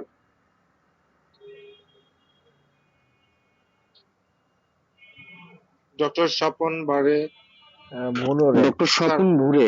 বোড়ে, ওকে হ্যাঁ, হ্যাঁ। সরি, ডক্টর স্বপন বোড়ে স্যার, আমাকে শুনতে পাচ্ছেন? হ্যালো। জি স্যার। স্যার কিছু বলেন। না, আজকের আর কিছু বলবো না। প্রথম ক্লাস, স্যারের ক্লাস খুব ভালো হয়েছে। এবারে অনেকে অনেক কথা বললো, আজকের আর আমি কিছু বলবো না। চলুক, অন্যদের কথা শুনি। রাখছি। জি স্যার, ধন্যবাদ স্যার, স্যার। মাঝখান থেকে একটা ছোট্ট কথা বলি। শফিক স্যারকে অভিনন্দন জানাতে অভিনন্দন জানাতে ভুলে গেলাম যে আজকে স্যারের বোধহয় আমাদের প্রথম ক্লাস স্যারের। আর এর আগে স্যারকে খুব একটা পাইনি আমাদের হোমিও দর্পণে। তো হোমিও দর্পণের এই সকল তারকাদের মধ্যে আরেকটি তারকা যুক্ত হলো, আশা করি। তো ধন্যবাদ স্যার। জি স্যার, আরেকটি মানে তারার উদয় হলো হোমিও দর্পণের আকাশে। আশা করি এই তারাটি একদিন মানে শুকতারা হয়ে জ্বলবে হোমিও দর্পণে, ইনশাআল্লাহ। সবার মতো করে যারা অলরেডি শুকতারা হয়ে জ্বলে গেছেন, ওনাদের কাতারও একদিন চলে যাবেন। আহ আমাদের আজকের আলোচক ডক্টর শফিকুল ইসলাম স্যার। তো আমি এই পর্যায়ে আমি চলে যেতে চাই ডক্টর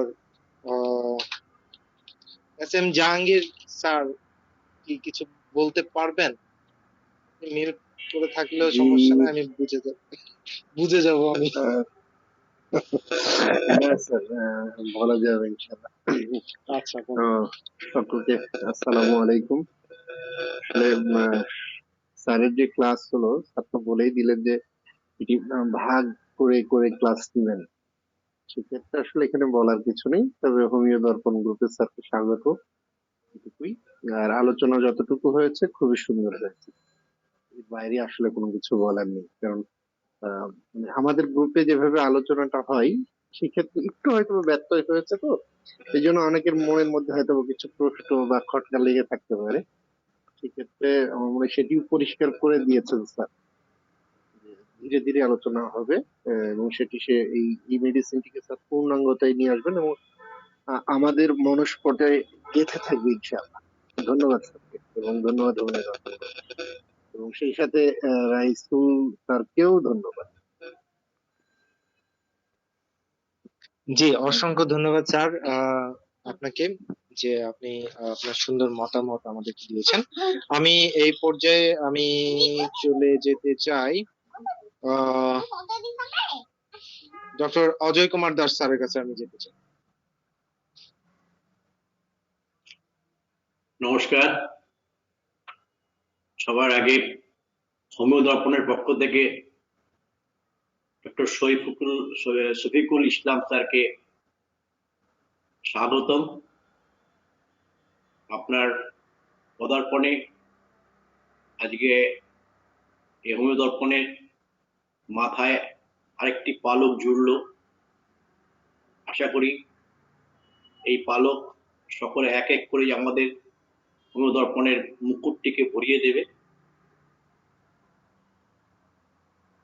স্যার যে আজকে শুরু করেছেন, আমরা যদি ক্রিকেট মাঠের খেলার কথা ভাবি, যখন ওপেনার যখন যায়, সে গিয়ে চারদিকটা দেখে আগে ঘুরে ফিরে, কিন্তু বলগুলোকে কাট কাট করে ঠেকানোর চেষ্টা করে, তখন সে ব্যাটিং করার চেষ্টা করে। আমার মনে হচ্ছে যা ঠিক সেইভাবেই ওয়ার্ম আপ করছেন, তারপরে ওদের পরে ছক্কা মারা শুরু করবে। আসলে আমরা অনেকের কাছ থেকে প্রত্যেকের প্রেজেন্টেশন ইন্ডিভিজুয়াল। আমার যেমন আমরা প্রত্যেকে ইন্ডিভিজুয়ালিটি ভাবি যে একটা ইন্ডিভিজুয়ালাইজেশন না করলে আমরা মেডিসিন সিলেকশন করতে পারি না, তেমনি আমরা লেকচারকেও ইন্ডিভিজুয়াল ভাবে পাবো, এটাই আমাদেরকে ধরে নিতে হবে। না ধরলে হবে না, সবই একই ঢঙে ফেললে হবে না, একই ছাঁচে ফেললে হবে না। আজকে ওনার প্রেজেন্টেশনের মধ্যখানে আজকে যে উনি শুরু করেছেন, শুরুটাই কিন্তু একটা ব্যতিক্রমী শুরু। এই শুরুটা আমরা সাধারণত দেখিনি বলে একটু হয়তো আমাদের কাছে হকচকিয়ে আছে। তাতে আমি বুঝতে পারছি স্যার কিন্তু এরপরে যা খেলবেন তাতে boundary over boundary over boundary দিয়ে আমাদের ঝুলি ভরিয়ে দেবেন রানে, সেঞ্চুরি করেই উনি মাঠ থেকে বেরোবেন। আশা করব সেই প্রত্যাশা নিয়ে আপনি সব দিক ভাবে এগিয়ে চলুন। আমাদেরও এই দর্পণ আরো আরো অনেক সহায়ক সম্পূর্ণ হবে আপনার বক্তব্য মাধ্যম দিয়ে। আমরা যারা শিখছি প্রত্যেকেই আমরা শিক্ষার্থী একে অপরের, তো আমরা অনেক উপকৃত হব। সেই সঙ্গে রাইজুল ইসমাইল খানকে আমি আমার পক্ষ থেকে অনেক আন্তরিক ধন্যবাদ জানাচ্ছি তার এই উপস্থাপনার জন্য। ধন্যবাদ। অসংখ্য ধন্যবাদ আমাদের সকলের পছন্দের ডক্টর রোজর কুমার দাস স্যারকে ওনার মন্তব্য আমাদেরকে জানানোর জন্য। আমি এই পর্যায়ে চলে যেতে চাই আমাদের, এবং আমি ব্যক্তিগতভাবে যার হোস্টিং কন্টিনিউ করে যাচ্ছি, আমার পছন্দের, ভালোবাসার, ভালো লাগার একজন মানুষ, আমাদের সকলের পছন্দের, ভালো লাগা ভালোবাসার একজন মানুষ, ডক্টর নীলকমল বর্মন স্যার। আমি ডক্টর নীলকমল বর্মন স্যারের কাছে যেতে চাই। স্যার, আপনি যদি কিছু বলেন। Welcome and welcome doctor Shafiqul Islam sir. একজন সাধারণ সদস্য হয়ে, মানে আমাদের হোমিও দর্পণ একজন সাধারণ সদস্য হয়ে একজন শিক্ষককে আহ্বান জানাচ্ছে তার পরবর্তী ক্লাসগুলো সুন্দরভাবে করার জন্য। আপনি যেভাবে শুরু করেছেন ডক্টর অজয় দাস স্যার যেটা বললেন, ঠিক আছে, মাইন্ডকে করতে গেলে ঠিক এইভাবেই করা হয়, মাইন্ডের রুব্রিক গুলোকে এইভাবেই সাজানো হয়, এবং পরপর আলফাবেটিক্যালি না সাজিয়ে সিস্টেম ওয়াইজ যেভাবে সাজাচ্ছেন তারিফ করব, নিশ্চয়ই তারিফ করব। আর আজকে তো অভিনন্দন এই জন্যই জানাচ্ছি, আজকে আপনার প্রথম পদার্পণের দিন একদম শতদোলায় ফুটলেন, কারণ তখন 100 ছুঁই কেন 100 পার করে গেছেন, আপনি তখন ক্রিজে খেলছেন, খুব সম্মান জানাতে ইচ্ছা করলো। আর একটা হচ্ছে আমার দুঃখটা কমিয়ে দিলেন কে জানেন তো? রবীন্দ্রনাথ ঠাকুর বলেছেন যতগুলো গলা আছে ততগুলো শ্রোতাও আছে। আমার গলা খুব খারাপ, কিন্তু আমি জানি কেউ না কেউ আমার শ্রোতা আছে, অন্তত রাইসুল ইসমাইল খান অন্তত আমার শ্রোতা।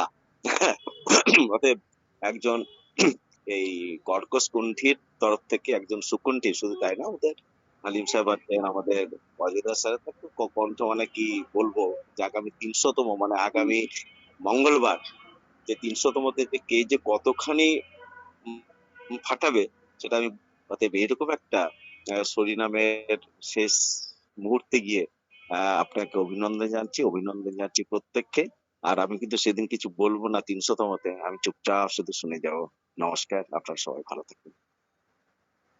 স্যার, শুধু রাইসুল ইসমাইল স্যারের যে শ্রোতা তেমন না, কিন্তু কথা শিল্পীর শ্রোতা কিন্তু সকলেই হয় স্যার। আমরাও আপনার কিন্তু গভীর শ্রোতা স্যার। সুযোগ গভীর, খুব ভালো লাগছে স্যার, গভীর শ্রোতা, সবসময় অপেক্ষা থাকি। আর অসাধারণ আপনার বাচনিক ভঙ্গিমাটা, মানে এটা স্যার অতুলনীয়। প্রতিদিনই শিখি স্যার, এক একটা শব্দ চয়ন, এক একটা উচ্চারণ, সে মন্ত্রমুগ্ধের ন্যায় শুধু আকর্ষণই করে sir. Doctor Nilkamal Barman sir, আপনার কিন্তু আলোচনা আছে স্যার, আমরা বুধবারে অনুষ্ঠান করব 301তম। আপনি যেন আবার ফাঁকি দিয়েন না স্যার আমাদের। ও আচ্ছা, না সে কথা বলছি না। না, স্যারের তো বড় বিরাট, আর স্যারে কিন্তু 300তম ক্লাসটা স্যারের, কিন্তু স্যার কিন্তু 300তম ক্লাসটা উদ্বোধন করবেন স্যার। হ্যাঁ আপনাকে উদ্বোধন হবে স্যার। আচ্ছা যেদিন স্যারের ক্লাসটা হবে সেদিন শঙ্খধ্বনি দিয়ে শুরু করব, শঙ্খধ্বনি দিয়ে। ঠিক আছে জি, রতনকুন্দ স্যার, ধন্যবাদ। আপনাকে অসংখ্য ধন্যবাদ। আমরা আসলে আমাদের সবার প্রত্যাশা যাতে আসলে পূরণ হয় এবং আসলে খুব সুন্দর এবং আসলে কি বলবো, দুঃখ লাগে বলতে চাই, কেন আমরা কি দিতে দিতে পারি না কিছু? আমরা কি আরেকজনকে এন্টারটেনমেন্ট দিতে পারি না? এই জিনিসটা তো আমাদের মাথায় থাকা উচিত। আমরা এখানে, আমি এখনো দেখতে পাচ্ছি 60+ পার্টিসিপেন্ট এখানে আছেন। একজনকেও দেখলাম না যে আমাদের এখানে পারফর্ম করার জন্য কেউ আহ, আপনারা এগ্রি হয়ে হয়ে আমাদেরকে জানিয়েছেন যে আমি এটা করবো, আমি কবিতা দিব, বা আমি গান গাইবো একটা, বা আমি একটা হাসিও দিব। এটা স্যার, তো একটা entertainment। স্যার মাইন্ড আমি আরে একজন করবে কিন্তু স্যার মাইন্ড করবে, একজনে জানাইছে কিন্তু সাথে সাথে। আরে গান করার কথা বলছো তো।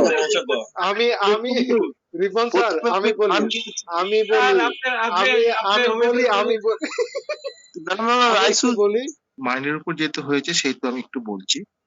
এখানে ব্যাপারটা হচ্ছে যে অ্যাংসাস বা অ্যাংজাইটি, এগুলো একটু একটু অ্যান্টিশরিক ড্রাগ আমরা তো বলি তো, বলে এই অ্যাংজাইটি মানেটা, অ্যাংজাইটি মানে হচ্ছে ইমোশন অফ আনসার্টেনিটি, মানে অনিশ্চয়তার আবেগ। এই যে অনিশ্চয়তার আবেগ, এর মধ্যে হ্যাঁ এর মধ্যে একটা ভয়জনক ছোট্ট করে পেছনে লুকিয়ে আছে। এই যখন এই আবেগটা যখন থাকবে, ভয় বা তখনই কিন্তু এটা সোরার আন্ডারে চলে আসবে, সোরা হয়ে যাবে। কেন সোরা হবে? ভয় যেখানে লুকিয়ে আছে। ভয়টা মানেটা কি? এটা ইমোশন অফ রিট্রিট, মানে পিছিয়ে আসার আবেগ। পিছিয়ে আসার আবেগ এটা কিন্তু, যেহেতু ভয় পেয়ে আমরা পিছিয়ে আসি, ভয়ের দ্বারা যদি পরিচালিত হয়, সেই জন্য এটা উইলের মধ্যে পড়ে যাবে, কেন্টের উইলের মধ্যে পড়ে যাবে। তো সেই জন্য এইটা কিন্তু খুব গুরুত্বপূর্ণ জায়গা, মানে আমাদের মেন্টাল ক্ষেত্রে এটা খুব গুরুত্বপূর্ণ সিমটম। এবারে এই যে পিছিয়ে আসা, তার মানে হচ্ছে আমরা এগিয়ে যেতে পারছি না, একটা অভাব বোধ বা একটা মানে কি অভাব বোধ বা সাহসের অভাব, যাই বলুন। এই অভাব বোধটা যদি আমরা ভাবি, এটা হচ্ছে রবার্টসের কথা থেকে যদি ধরি, ডাক্তার রবার্টসের কথা, তাহলে সেদিক থেকে ধরলেও কিন্তু আমরা এটাকে করে চিহ্নিত করতে পারবো। এখন মুশকিল হচ্ছে কি, যে প্রত্যেকটা ড্রাগের মধ্যে এই পলিক্রেস ড্রাগ গুলো যেগুলো আছে, প্রত্যেকের মধ্যে সোরাসিকুলি সাইকোসিস আছে, এর বাইরে কিছু নেই। আবার অনেক সময় মিক্স সিমটম আছে। তার ফলে ব্যাপার হচ্ছে কি, যে এই মেডিসিন গুলো যখন আমরা চেনবার চেষ্টা করব যখন, তখন কিন্তু এই প্রতিটি সিমটমকে কিন্তু একটা ঠান্ডা মাথায় ভাবলে আমরা বুঝি। যেমন এখানে কি বলেছেন স্যার, শফিকুল স্যার কি বললেন, এটা বিজনেসে ফেলিওরের মূল কথাটা তার আত্মবিশ্বাসের অভাব। হ্যাঁ, এই যে আত্মবিশ্বাসের অভাব, যেটা এটা তো অভাবকে সূচিত করছে। এই যে তার শীতকাতরতা, এটাও তার হচ্ছে থার্মাল হিটের অভাবকে করছে। সে কিন্তু থার্মাল হিটটা শরীরে আসে না, তার মেটাবলিক ফাংশনটা এমন, সেখানে তার শরীরটা গরম আর হতে চায় না, শীত ভাব রয়ে যাচ্ছে, বলে এখানেও সেই অভাবকে সূচিত করছে। আবার যখন স্কিন ডিজিজের কথা যখন আমরা পড়ছি, যখন স্কিন ডিজিজের ক্ষেত্রে স্কিনের হাইজিনটা কিন্তু তার মেনটেন হয় না, স্কিনটা তার প্রচন্ড খারাপ, এখানেও কিন্তু তার স্কিনের হেলদি কন্ডিশনকে বোঝাচ্ছে না। হেলদি কন্ডিশনের থেকে মানে কি অভাব, হেলদি কন্ডিশনের স্কিনের অভাব আছে, এই অভাব এই যে অভাব যে জিনিসটা, যেন এই অভাবটা যেন ঘুরিয়ে ফিরিয়ে যেন তার মধ্যে প্রকাশ পাচ্ছে। ফলে এইভাবে এই জন্য এর মূল চরিত্রটা যে অভাব, এই এবং এখানে ওদের ওই পুয়ার হয়ে যাবে, এটাও আমরা স্যার বলেছেন। এদের পুয়ার হয়ে যাবে বলে না, ব্যাপার হচ্ছে কি মেন্টাল লেভেলে যে জিনিসটা আমরা পাবো, তার মূল সুর যেটা পাবো, একটা ড্রাগের মূল সুর থাকে তো, অনেকগুলো মেন্টাল সিস্টেম থাকতে পারে, মূল সুর হচ্ছে এর অভাব। এই অভাব বোধটা যখন থাকবে, এর কিন্তু এই অভাব বোধটা আমরা ফিজিক্যাল লেভেলেও পাবো, মেন্টাল লেভেলেও পাবো।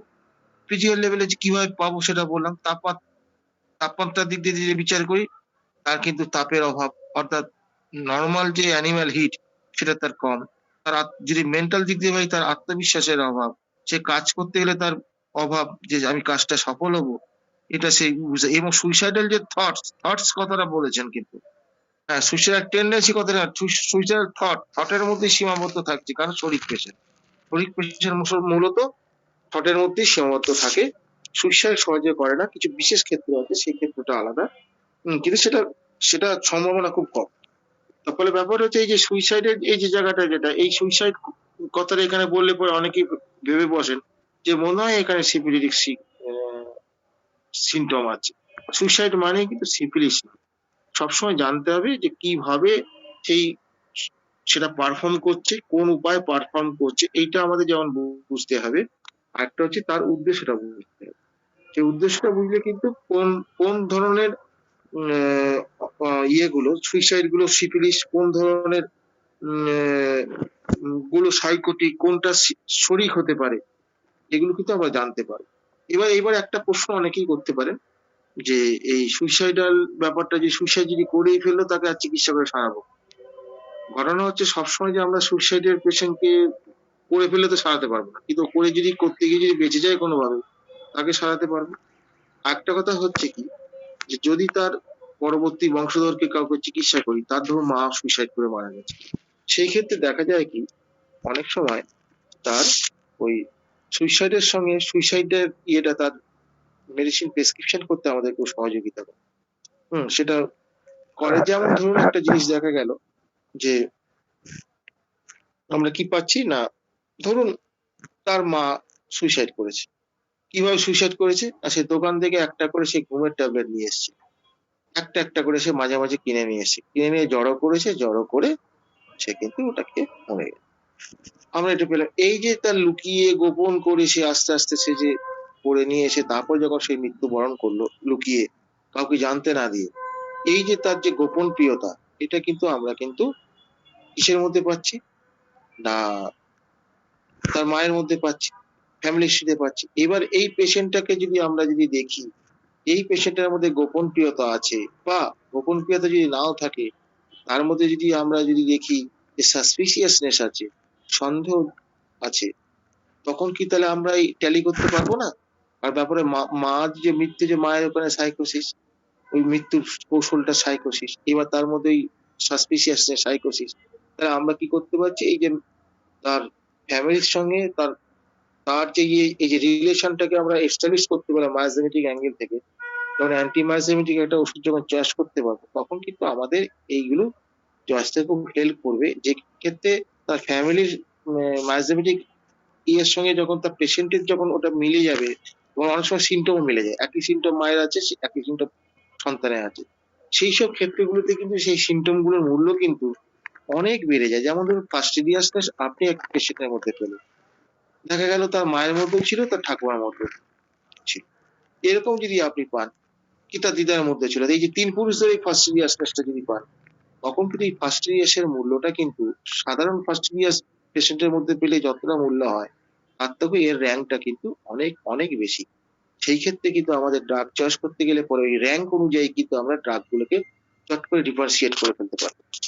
তো ফলে এখানেও ভাগের জায়গা আছে, আমি ডিটেলস ঢুকছি না, এখানেও কিছু অন্যরকম খুব খুব সূক্ষ্ম ভাগের জায়গা আছে, সেই জায়গাটা আমি এখনই ঢুকছি না। আমি মোটামুটি একটা আলোচনা করলাম, আলোচনা করে একটাই বলতে চাইলাম, সেটা হচ্ছে যে সরিনামের ক্ষেত্রে এই অভাব অভাব অভাব, এইটা হচ্ছে সরিনামের একটা মূল সুর, এটা আমার মাথায় রাখতে হবে। আর একটা কথা কি, যে এই যে বলছে যে সিমটম যখন আমরা ওয়েল সিলেক্টেড মেডিসিন ফেল করবে, সে রিয়াক্ট করবে না, এখানেও কিন্তু সেই অভাব, তার রিয়াকশন করার ক্ষমতা নেই, এটা একটা ব্যাপার হতে পারে। এখানে একটা ব্যাপারে কিন্তু রঘু যেটা বলেছে ওটা আমি সমর্থন করি, সেটা হচ্ছে যে অনেকেই করেন কি, কাজ না করলে পরে আমরা অনেক বইয়ে দেখবো সরিনামের কথা বলা আছে, কোনো ওষুধ যদি ফেল করে সালফারের কথা বলা আছে, কোনো জায়গায় টিউবারকুলিনামের কথা বলা আছে। এক একজন শিক্ষক এক একটা কথা বলেছে, কিন্তু সমস্যাটা কোথায় হচ্ছে কি, আমাদের এই পর্যবেক্ষণ বহু জায়গায় আমরা বহু কিছু পাই, এই পর্যবেক্ষণের পেছনে তাদের চিন্তা ভাবনা কি, তাদের ব্যাখ্যা কি, সেইটা তারা করেন। এইটা কিন্তু আমাদের পক্ষে খুব সমস্যার কারণ হয়ে দাঁড়ায়। হ্যাঁ, একমাত্র ব্যতিক্রম হচ্ছে কেন্ট কিন্তু তার অনেক কিছু তার পর্যবেক্ষণকে ব্যাখ্যা করেছে। তার ফলে ব্যাপার হচ্ছে কি, যে আমরা কি দেখতে পাচ্ছি, পাতে কি আছে, আমরা কি চোখের সামনে দেখতে পাচ্ছি, সেইটাকে অ্যানালাইসিস করতে হবে। এবং সেখানে ব্যাপার হলো যে আমি যদি সেটা যদি অ্যানালাইসিস করতে পারি তাহলে কোনো অসুবিধা হবে না। আর ওই একটা ওষুধ ফেল করলো তখন প্রশ্নই আসতে পারে আমি তাহলে সালফার দেবো, কেউ বলেছেন টিবারকুলিন দিতে, কেউ বলেছেন সরিনাম দিতে, তাহলে কাকে দেবো, কোন জায়গায় কেন দেবো? আরেকটা সবচেয়ে গন্ডগোলের কথাবার্তা আমাদের হোমিও সমাজে পড়ে আছে, সেটা হচ্ছে ওয়েল সিলেক্টেড মেডিসিন ফেল করলে এইগুলোর কথা তো বলা হয়েছে। প্র্যাকটিক্যালি ওয়েল সিলেক্টেড মেডিসিন কখনোই ফেল করে না। কারণ ওয়েল সিলেক্টেড মেডিসিন যদি ফেল করে সেই ক্ষেত্রে তারা আমার নীতি ফেল করবে। কারণ ওষুধ কিন্তু আমি দিলেই ওষুধ কাজ করে না, বা ওষুধ কোন কোম্পানি ওষুধ নিয়ে আসলাম দিলেই কাজ করে তা তো নয়। ওষুধ কাজ করে যখন সদৃশ্যতম হয়, সদৃশ্যতম হতে গেলে কতগুলো নীতির সঙ্গে তাদের সাদৃশ্য থাকতে হয়, নীতির উপর ভিত্তি করে করতে হয়। আসলে এগুলো হবে এটা বলা উচিত ছিল অ্যাপারেন্টলি ওয়েল সিলেক্টেড। এই অ্যাপারেন্টলি ওয়েল সিলেক্টেড কথাটা, অ্যাপারেন্টলি কথাটা জুড়ে দিলে কিন্তু গন্ডগোলটা থাকে না। নাহলে শুধু ওইটুকু যদি বলা হয় হোমিওপ্যাথির দর্শনের বিরুদ্ধে কথা বলা যায়, যেটা আমাদের অনেক স্টলওয়ার্ড কিন্তু এরকম বলে গিয়েছে। তো এটা আমাদের কাছে বিভ্রান্তি ছড়িয়েছে। আমরা কেউ হয়তো সালফার দেওয়া পছন্দ করি, ওটা কাজ না হলে পরে। হ্যাঁ, কেউ হয়তো সরিনাম দেওয়া পছন্দ করি, কেউ হয়তো টিউবারকুলিনাম দেওয়া পছন্দ করি। হ্যাঁ, তো এরকম একজনের পছন্দ একই রকম হবে, ফলে আমরা প্রত্যেকেই যেন একটা জায়গায় নীতিকে বাদ দিয়ে যেন ফিক্সড হয়ে যাচ্ছে। হ্যানিম্যান সেটাই তো বলেছেন যে প্রেজুডিস হলে চলবে না। আমি কি দেখতে পাচ্ছি, যা দেখতে পাচ্ছি সেটা থেকে আমি অ্যানালাইসিস করবো। ফলে এই জায়গাটা কিন্তু আমাদের একটু সতর্ক থাকতে হয়। যদি আমরা সতর্ক না হয়, সোজা কথা চিন্তা করতে যদি না শিখি, তাহলে আমরা তত্ত্ব দিয়ে কিছু করতে পারবো না। চিন্তা করাটা হচ্ছে হোমিও দর্পণের মূল উদ্দেশ্য, চিন্তা করা এবং চিন্তা করানো।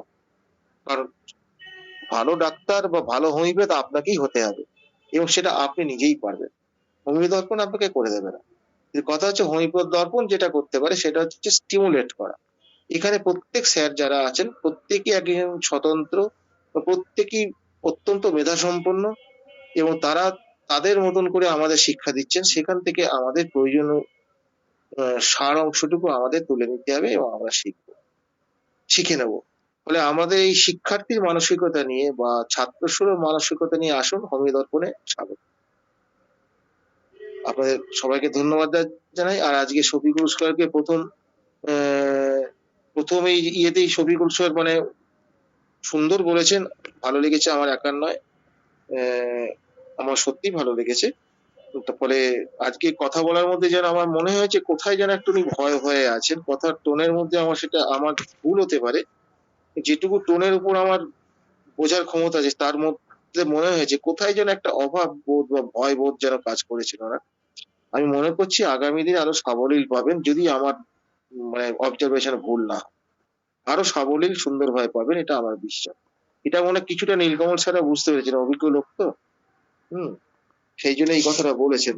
যাই হোক, আজকে ক্লাসটা খুব ভালো লেগেছে, এবং আগামী দিনে আমরা পারফর্ম করবো। অজয় স্যারের কাছে আমি আবেদন করেছি আমি কি করতে চাই, তা অজয় স্যার যেটা পারমিশন দেবেন সেটাই হবে। কারণ অজয় স্যারের গলা হচ্ছে আমার তো মনে হয় সেরা গলা, সেরা গলা, খুব সুন্দর গলা। ফলে অজয় স্যার এই দায়িত্বটা নিয়ে করুন, আর আমরা পাশাপাশি আপনি যেটা আদেশ করবেন সেটাই করবো স্যার। ধন্যবাদ। অসংখ্য ধন্যবাদ স্যার আপনাকে। আমার কথার উপরে আমার কিছু বলার নেই, কিন্তু একটা বিষয় যেটা দেখলাম সেটা খুব ভালো লাগলো। অনেক সময় যেটা রেপার্টরি করণের ক্ষেত্রে মেডিসিন বাছাই এবং লক্ষণ মিলিয়ে তার উপযুক্ত রুব্রিক্স বের করার এই একটা যে জটিল পদ্ধতি, তাতে যেটা মনে হলো যে স্যারের আলোচনায় সেটা আমাদের নবীনদের ক্ষেত্রে অনেকখানি সহজ হয়ে যাবে, অনেকখানি আমাদের কাছে ইজি হয়ে যাবে। পাশাপাশি এখানে মেট্রিয়া মেডিকাও পড়া হবে এবং রেপার্টরির ক্ষেত্রে অনেকখানি এগিয়ে যাবে, এটাই আমার মনে হয়েছে আর কি। তো আলোচনা খুব ভালো লেগেছে, স্যারকে ধন্যবাদ। তবে একটা অনুরোধ ছিল, সেটা হচ্ছে ক্লাসের শেষে আমি তখন অনুরোধটা করেছিলাম যে ওভারঅল একটা যদি ছোট্ট করে স্যার তখন জিনিসটা দিতেন আর কি। গোটা ক্লাসটার একটা শর্ট রিভিউ। এর আরেকবার ধন্যবাদ। এই বিষয়টা আমি একটু যদি বলি, যেহেতু আমাদের অনেক টাইম হয়ে গেছে আজকে, আজকে আর বলছি না, পরের দিন যদি নির্ধারিত সময়ের একটু আগেই যদি শেষ হয়ে যায় আর কি, তাহলে আপনি একটা শর্ট রিভিউ দিয়ে দেবেন। শিওর। অথবা আমরা স্যারের কাছে আরেকটা প্রস্তাব বা প্রপোজ আমরা করতে পারি, সেটা হচ্ছে যে স্যার যখন ক্লাসটা শুরু করবেন তখন যদি 5 মিনিটের জন্য আগের ক্লাসের একটা রিভিউ সিস্টেম রেখে দেন, তাহলে মনে হয় সেটাও হতে পারে। যাক, এটা স্যারের কাছে আমরা অনুরোধ করলাম, স্যার এটা বিবেচনা করবেন। তো আমি যেহেতু নতুন একজনকে আমি দেখেছি, আমি একজন আমাদের আহ, নূপুর দাস ম্যাম, আপনাকে আমি ডেকে আজকের মতো ক্লাসটি আমি এখানে শেষ করতে যাচ্ছি। নূপুর দাস ম্যাম, আপনি আমাকে শুনতে পাচ্ছেন? নূপুর দাস,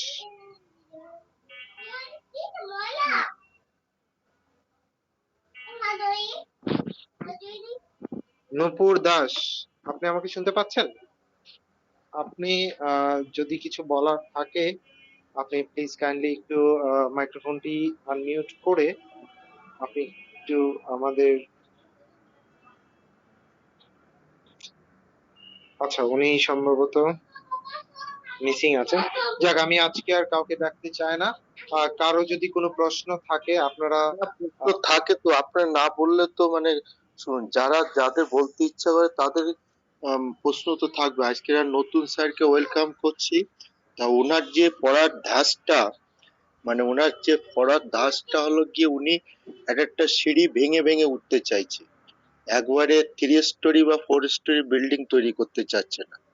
এক একটা সিঁড়ি ধাপে ধাপে উঠলে পরে কি হবে, আমাদের মনে গেঁথে যাবে। আর একবারে 4 স্টোরি আর 3 স্টোরি একবারে তৈরি করতে গেলে আমরা আগামাথা হয়তো একটা বুঝতে পারি না। ওনার পড়ার স্টাইলটা আমি বুঝে গেছি, স্যার এইভাবে এগোচ্ছে, এইভাবে এগোলে নতুন প্রজন্মদের বুঝতে, শিখতে এবং জ্ঞানের দিক দিয়ে তারা সুবিধা হবে এবং তাড়াতাড়ি সাবজেক্টটাকে মানে কুইক সে নিতে পারবে, কুইক সে সাবজেক্টটা বুঝে নিতে পারবে। এই জন্য আমি স্যারকে বিশেষ ধন্যবাদ জানাচ্ছি এবং ওয়েলকাম জানাচ্ছি নতুন স্যারকে, আর হোমিও দর্পণকে বিশেষ বিশেষ ধন্যবাদ জানাচ্ছি যে এইভাবে নতুন নতুন স্যার এনে নতুন প্রজন্মকে দিলে পরে এই প্রতিষ্ঠানটা অনেক দিন অনেক অনেক লংজিভিটি থাকবে। এই বলে আমার কথা শেষ করলাম। আর আমি প্রথমে গান দিয়ে দিয়েছি, ও যখন ওপেন করেছিল জাকির সাহেব ছিলেন, আমি গান ওটা শুনিয়েছি। আমি রাধা মাধবের পরে গান করব, অজয় স্যার যে পাঠিয়েছে তাতে আমি করে দিয়েছি, লিখে দিয়েছি ওখানে, বুঝলেন স্যার? জি, রতন স্যার, আপনাকে অসংখ্য ধন্যবাদ। ডাকবেন, সবার তো কিছু বলার থাকে, আমরা তো নিউ না, বলতে শোনেন, গলা ভাঙতে ভাঙতে ঠোঁট ভাঙতে ভাঙতে সে পরিষ্কার হবে। আর একবারে বসে গেলে একটা উঠতি প্লেয়ারকে বসিয়ে রাখলে সে কিন্তু খেলা ভুলে যাবে, সে হয়তো প্র্যাকটিস করবে, তার মনোবল ভেঙে যাবে। নিউ জেনারেশনকে বেশি টানুন, তাতে কি হবে, প্রতিষ্ঠানে গম গম করে আরো আওয়াজ হবে। হয়তো আমি কি ভুল বলছি? জি জি, না না না স্যার, ঠিক আছে। আমরা আসলে ব্যাপারটা হয়েছে কি, আমি আপনাকে একটু বলি, এটা হচ্ছে যে আমাদের আসলে একটা নির্দিষ্ট টাইম থাকে। হ্যাঁ, সবচেয়ে বড় কথা, আমি যদি একদম ফ্রিলি বলি, আপনি আমার থেকে আধা ঘন্টা, আপনার থেকে আমি আগে। হ্যাঁ, তো ঘুমানোতে যাওয়ার যে প্রেক্ষাপটটা, এটা কিন্তু আপনার আগে আমাকে যেতে হয়। হ্যাঁ, আর সেটা একটা বিষয়। দেখা গেছে যে আমার 12টা মানে আপনার 11:30, আপনি আরো আধা ঘন্টা থাকলে 12:30 বাজলে আমার তখন 1টা বাজে। হ্যাঁ, তো এই জায়গাটা আমি একটু বলি, এই জায়গাটা থেকে আমাদেরকে আসলে সতর্ক থাকতে হয়। এবং আপনারা জানেন যে আমাদের এখানে অনেক 60+ এইজের অনেক গুণীজনরা এখানে থাকেন, ওনাদেরকে এত রাত পর্যন্ত বসিয়ে রাখাটা এটা আমাদের অন্যায় হয়ে যাবে। বিকজ হচ্ছে আমি একটু বলি, আপনার কথাটাই আমি বলছি। সেখানে দেখা গেছে যে আমাদেরকে টাইমটাও মেনটেন করতে হয়। হ্যাঁ, সেখানে দেখা গেছে যে আমরা যখন সিনিয়রদেরকে ডাকি, কেন ডাকি, আমরা আসলে জানার জন্য। হ্যাঁ, আমরা তো আসলে ছোট মানুষ, আমরা তো আসলে এত কিছু বলতে পারি না, বাট আমরা সিনিয়রদেরকে ডাকি এই জন্য যে ওনাদের কাছ থেকে আসলে আমরা কিছু জানার জন্য, আর মূলত জানার জন্য আসলে এই গ্রুপটা। তো অবশ্যই আপনাদেরকে ডাকবো, আপনারা এতে মনক্ষুণ্ণ হবেন না। আসলে আজকে আমি একদম নতুন থেকে আমি ডাকা শুরু করেছি।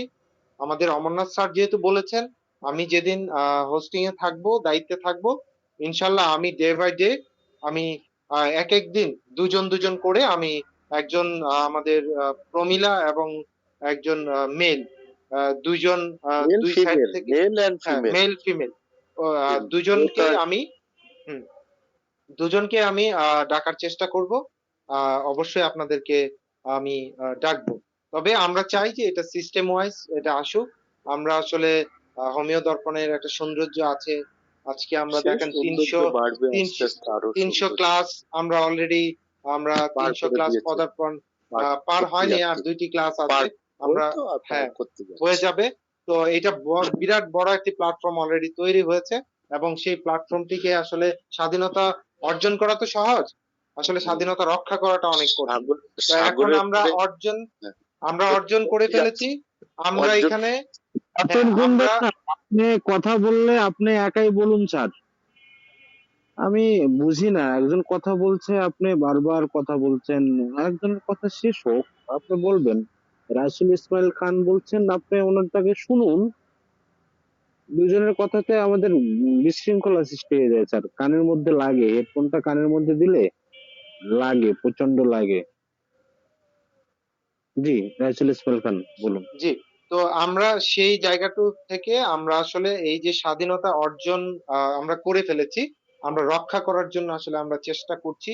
আর সেটার জন্য আসলে আমাদের সবাইকে আসলে স্বতঃস্ফূর্তভাবে অংশগ্রহণ করতে হবে, এবং সেই জায়গাটুকু থেকে আমরা সবাই, আমি বারবার যেই কথাটা বলে থাকি, আমরা একটা পরিবার, একটা পরিবারে একটা সদস্যর গায়ে যখন আঘাত লাগবে যেমন কষ্ট পায়, ঠিক সেম আমরা এখানে সবাইকে ভালোবেসে একটা প্ল্যাটফর্মে আমরা সুন্দরভাবে আমরা আজীবন, আমরা যতদিন বেঁচে থাকি, আমরা বেঁচে যতদিন থাকি ততদিন তো আমরা থাকবোই, আমরা আমাদের জুনিয়রদেরকে আমরা শিখিয়ে দিয়ে যাব যে আমরা কিভাবে ছিলাম, তোমাদেরকে কিভাবে থাকতে হবে। এই জিনিসগুলো আমরা শিখিয়ে দিয়ে যাব, যাতে আমরা একদিন পৃথিবী থেকে চলে গেলেও যাতে হোমিও দর্পণের গতিতে চলে, এবং এইভাবেই আসলে একটা স্বাধীন দেশের মতো আসলে চলতে থাকে এই হোমিও দর্পণ। সেটাই আসলে আমাদের প্রত্যাশা থাকবে। আর হচ্ছে আপনাকে আমরা অবশ্যই ডাকবো, এবং সম্মান, প্রতিটা সদস্যকে এখানে সম্মান করা হয়, প্রতিটা সদস্যকে এখানে একেবারে সর্বোচ্চ সম্মানের সাথে ডাকা হয় এবং দেখা হয়। এখানে আমাদের অমরনাথ স্যারের কথা আবারও আমি বলি যে এখানে বলা হয়েছে সবাই সমান, এখানে কোনো ভেদাভেদ নাই, একদম জুনিয়র থেকে ধরে একদম সিনিয়র পর্যন্ত। আর এই জন্যই এখানে আমাদের যে স্যার শব্দটা ইউজ করা হয়, একমাত্র এই জন্যই কিন্তু ইউজ করা হয় যে আমরা সবাই এখানে সমান। হ্যাঁ, এখানের মধ্যে আমাদের গুণীজনরা আছে, আমরা আমাদের মতো করে আহ এটাকে আমি কিভাবে বলবো, সামাজিকতা হোক, মানবিক দৃষ্টিকোণ থেকে হোক, বা শ্রদ্ধার জায়গা থেকে হোক, এই